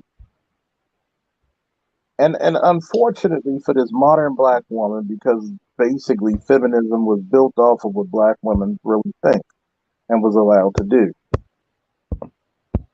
They don't understand that the white girls who preach feminism, they're gonna be safe because they got Zaddy, okay? Who do they have? Other women. Because a lot of y'all lesbians, and I'm convinced that so many black women had like lesbian experiences. A lot of y'all go to young and May fucking concerts, be like, oh, she's sexy as shit. Huh? I thought you were straight. I am. Facts. Mm-hmm. You gotta look at it. Y'all act like black men don't know what loyalty look like. And be like, you know what? I'm opting out. See, you better be glad when we still go back and forth with you. Because it's gonna be scary when we don't even talk to you. Gen Z ain't even talking to them.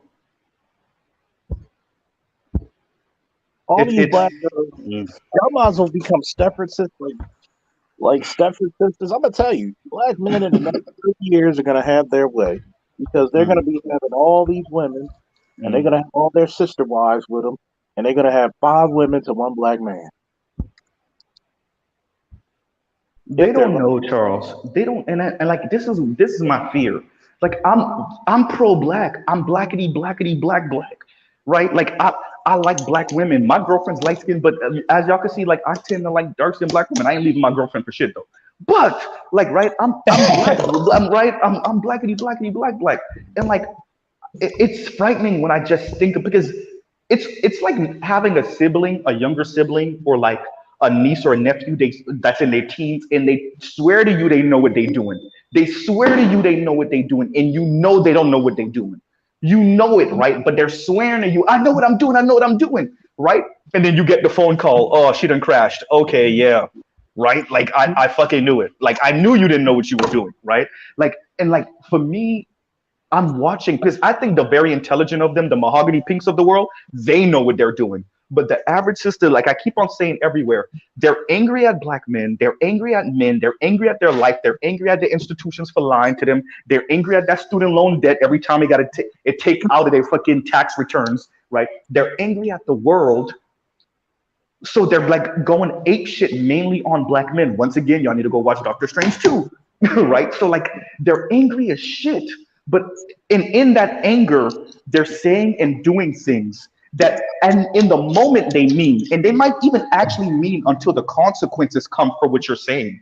And the consequences are not going to be that overt in your face shit. The consequences are you going into from your late 20s into your 30s into your early 40s, never married, no kids.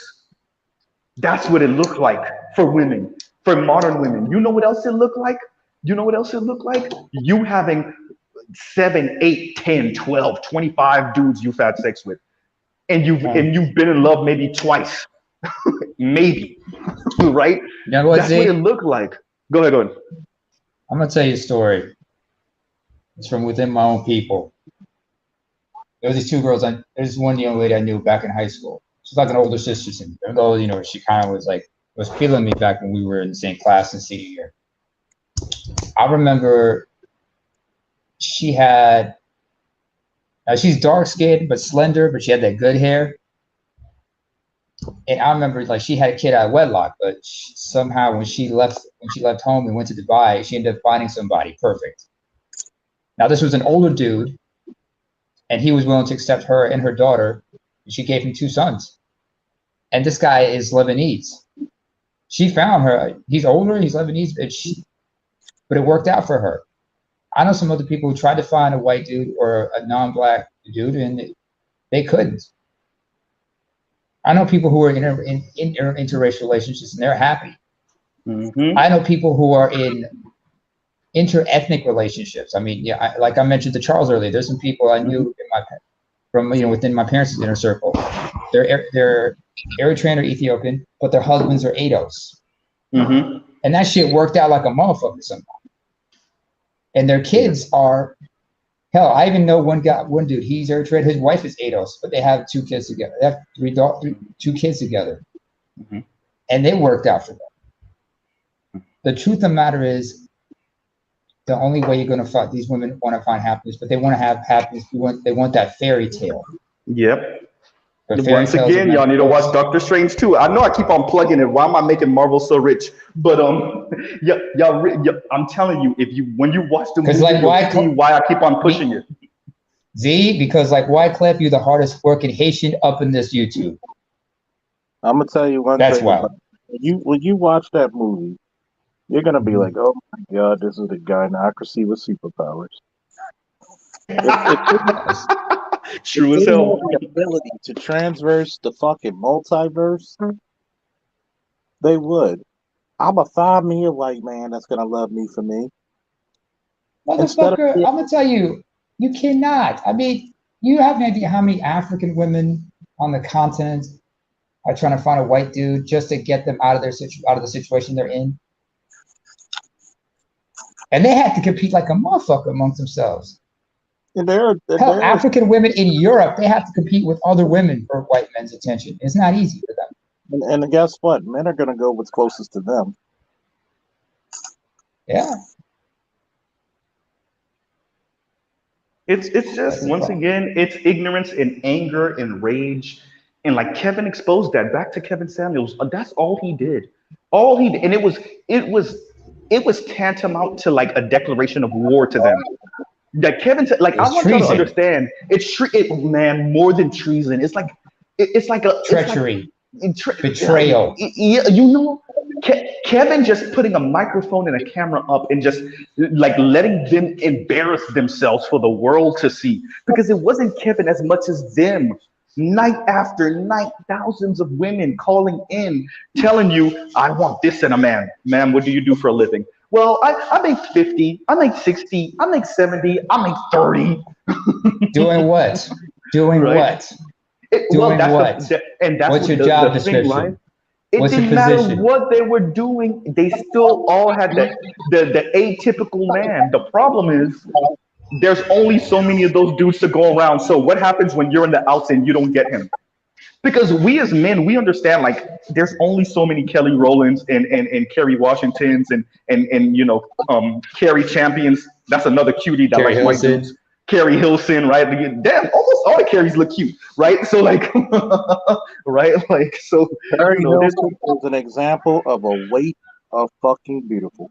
waste. A waste of beauty. Waste. A waste of beauty. Although I'm not gonna lie, I'll give pick you another Kerry Champion example. over Kerry Washington. I mean Kerry Hilson, but that's you know, but either way, all the Carries look cute, and what? Only one of them is married. Only all the Carries look cute, but only one of them is married. Go figure. Barry Hilton is just a fine Shit. mother. You telling me that tells you how fucked up it is compared to beauty for beauty. That's why another chick tried to argue me down. Beauty is subjective. Oh yeah, it's real subjective. Would you give up your spot to get into VIP for free for ugly bitch? Shut up. Shit. I mean, Z, I'll give you two examples. Like I mentioned earlier. Go ahead. Oh, by the way, peep my avatar. You know what that is? Was that a Mr. family Z. picture? No, that's my mom's generation who fought for our independence, just like you had your ancestors fight for your freedom. Yep. These are women. So we didn't need no fucking feminism. When anybody ever asks me, do you believe in feminism? I just show them this and say, no, and here's why. Because they fought for their freedom. Just like women in Algeria, women in Uganda, women in South Africa. Because remember, the ANC had an armed wing. There were women in the armed forces. But anyway, what I want to say was like, go ahead. Like, you know, like some people like talk about color struck and shit about when it comes to black women, when it comes to interracial dating, like they only date certain kinds of women. I said, dude, within my own family, I got a cousin who's so fucking light skinned she could possibly pass for white. And I got another cousin, dark skin. She's like Stacey. She looks like Stacey Dash, only darker. Both of them are with white dudes. And then somehow the shit works out for them. And if you want to understand, I'm pretty sure there's a lot of sisters who see them and they get mad and they wonder, how's that bitch with her? Until they realize she's not ADOS. And they, oh, and then that's when the hate starts. Think about that. I mean, how many Haitian chicks with white dudes get dirty looks from ADOS women? I mean, and that's a thing. I think what makes it interesting, the Haitian community when it comes to interracial marriage and relationships, there's a class element also, and there's some of us that absolutely really, we you know, like it's this weird shit. And thank God my family didn't do it, but like it's this. I would rather you come home with a white dude than with like a hood ass black dude or whatever, right? And like when your daughters take you up on that. And like they come home with a white dude that may not have all his marbles together, but he's white, and so y'all give it a pass. Oh well, whatever come with that, come with that. Oh right? no, Whatever when come with that, come with that. Not with us, because they said like if you're gonna get with a white dude, make sure that white dude's on the up and up. Because one of them, she graduated from med school. She's doing an internship in. She's from Texas, but she's doing an internship up in Michigan. She met her fiance there, who's also intern. So it's like some That's what's up. Interracial Grey's Anatomy kind of shit. The other one's in Colorado, and they on the up and up. I mean, there's pictures. I've seen pictures of her with her brother half's family and whatnot, and she's like the darkest person in there, and she's smiling happier than anybody else in that picture.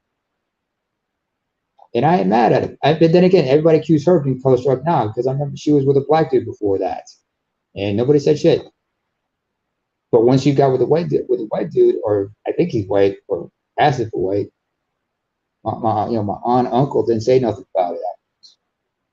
But I got warned from my parents, don't be bringing the white girl home. That's a scary thought. You know, my mom never told me that. I came on my blackness into my pro-blackness on my own. That wasn't family. That was me, right? And like, I'm not pro-black. No, I hear. I'm No, not I hear you. pro-black. No. I'm saying for me that I came on to that on my own, and like what. And I think that's why this conversation between men and women and this kind of gender warring is fascinating to me, because like the escape hatch of like ending up with a non-black person, like the history I know, the American history I know, just says that's not feasible. It's not feasible for any significant amount of black people, black men or black women. That doesn't mean like the one-off person isn't going to end up with a white person. I mean, like, goddamn, Gabby Sidibe got a white man, for God's sakes, right? So it doesn't mean like it's not impossible, but the likeliness, especially the likeliness of not only just getting a white person, but like getting this mythical white person that y'all talk about, right? Like if you're a black man, getting a white woman, like the mythical upper middle class, super classy, know how to put the perfect white woman. And then same thing for the black women, like getting this upper middle class, like grew up in a 2-parent household, like super like stable or wealthy,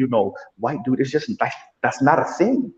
And so when I hear black people talk about interracial relationships and marriage on some escape hatch shit, it just like remind me how much we don't know and how much contempt we have for each other.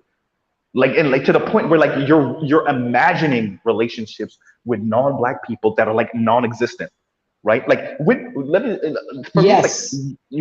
the Latino community when did the Latino community become so accepting of black people that now black women could just marry Latino dudes willy-nilly? Like when did that happen? Never. Artisans in Cali, let me know, Artisan, if all these Latino dudes are chasing after sisters like that, or all these Asian dudes are chasing after sisters like that. Like when? where is this place? Because I'm in South Florida and they're not. The Latino dudes are not chasing after black women like that. But, hey, Z. Go ahead. Before I say what I want to say, I remember when my partner from Ohio, he went down to Florida, right? And a lot of the women are siliconed in a Muslim, correct? Some black women, not, believe it or not, outside of ass, not so much for black women. Latina women be getting their fucking not so much their ass done, but their breasts done like a motherfucker. But like lips it's done, really everything. people coming in and out of town. Like the out of towners are coming to Dr. Miami and getting that surgery. Yeah. Right? So like it's okay, not remember, so much people that actually live here. Because the reason I asked that is because I remember I asked my partner when he was in Florida, and you see him, he's like exotic looking kind of brother. Because he's a mutra, but he once asked a chick, are those lips of yours real? And she just walked away from him because she got offended because he noticed something suspect about her lips. But anyway, I remember, if you remember, there was this one discussion Dr. T had with Green Gorilla, Dr. Neil, what's his name? Dr. something Neil? What's his name? Dr. Ronald Neal. Ronald Neal. Is it Ron Neal or O'Neal? Ronald Neal. Okay, because I get the O'Neal. But him, BGS, they were talking about the whole thing about like what's her name? The Supreme Justice who just got nominated. Ketanji, son of Jackson Brown. And they talked about her husband being white and everything. And they were talking about like, first of all, they cannot elevate you to white womanhood. That's a myth. Remember, we still live in a post-racial. We don't live in a post-racial country. We still live in a racist country. Hell, I remember, if you've ever seen the documentary "I Am Not Your Negro" about the writings of James Baldwin, narrated by Samuel Jackson. There was an old movie from the golden age of black and white cinema. It talks about the life of a child who's biracial. She passes for white, but her mom is black. And she went to an all-white school, but her mother made the mistake of coming up to the school, showing up to her school unannounced, and she was embarrassed about that because all the kids realized because of mom's black, she's colored.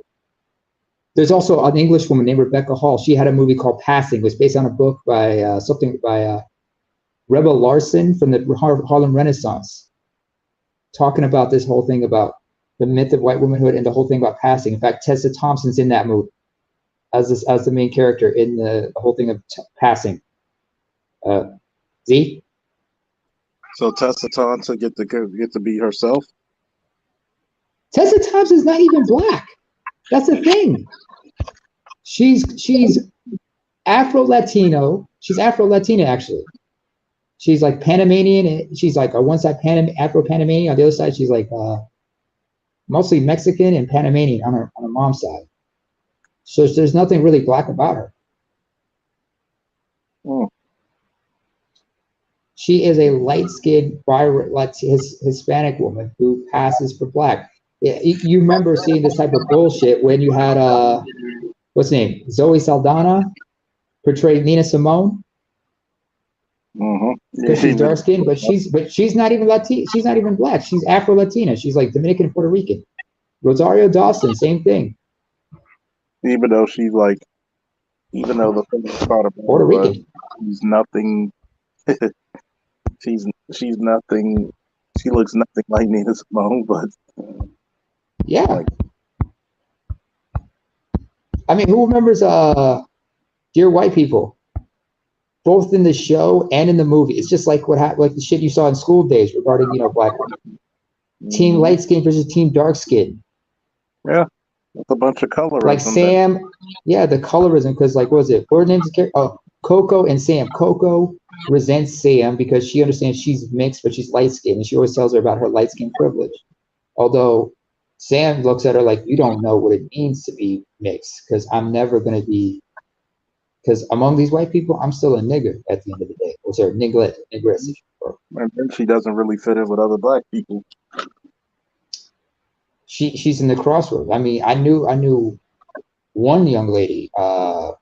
She was a friend of ours. She's not Eritrean like us, but she's biracial. She's like half Jamaican, half Irish American shit. Mm-hmm. She was clearly Jamaican, but she was so light skinned. A lot of dudes were like looking at her and thought she was one of our own. There were other people still surrounding her, trying to talk to her in our mother tongue until her homegirl or friend had to explain to them, no, she's not one of us. What is she? And they said she's Jamaican. The only thing they could think of was like Bob Marley and reggae music. That's how fucking ignorant some people be about that shit. That misconception, the projection and shit. Very much. But I'll be honest with you. Man. Among my own people, sometimes we talk about African Americans, we use the old terms like Negro instead of African American because they're still using lexicon from. Yeah, I know, because they're still using lexicon from the 1950s and 60s. I mean, for mixed race people, some people still use I hear boomers, Gen Xers still use the terms half caste. And that's not their fault because they don't know better. They haven't understood that the English language is advanced even more so, even though we're still trapped in at the time warp. You know what I'm saying? But that's what we actually called the proper term for black people in America is still Negro. Negro is a Spanish word. I mean, that's why. I mean, look at it this way. Red Fox even said it best. He said, "People of color are black, white, red, brown, and yellow. There's no Negro in the crayon box." Now, unless the crayon box is in Spanish, don't be telling people I know Negro shit. And that's why he said, "I'm no Negro. I'm a black man first. I'm black, although I'm not pure." But I'm talking about Red Fox, folks, not me. Last time I checked, despite the fact I got vitiligo, every time I look in the mirror in the morning, I see a black person. Shit. All black, part white. Exactly. Any last thoughts, Namer? Well, brother, thank you for having me on. This was a great show. And as usual, nigga, you ain't shit, but God bless you for it. And for everybody else. Thank you, everybody. Yeah. I'm going to head over to Dr. Tia San Johnson. Mm-hmm. And we out, folks. Shout out to Article for the outro. Shout out to the art, man. Hey, for the next show, the illusion thing, you got to play that imagination track for the Desert of Illusion shit. Of course.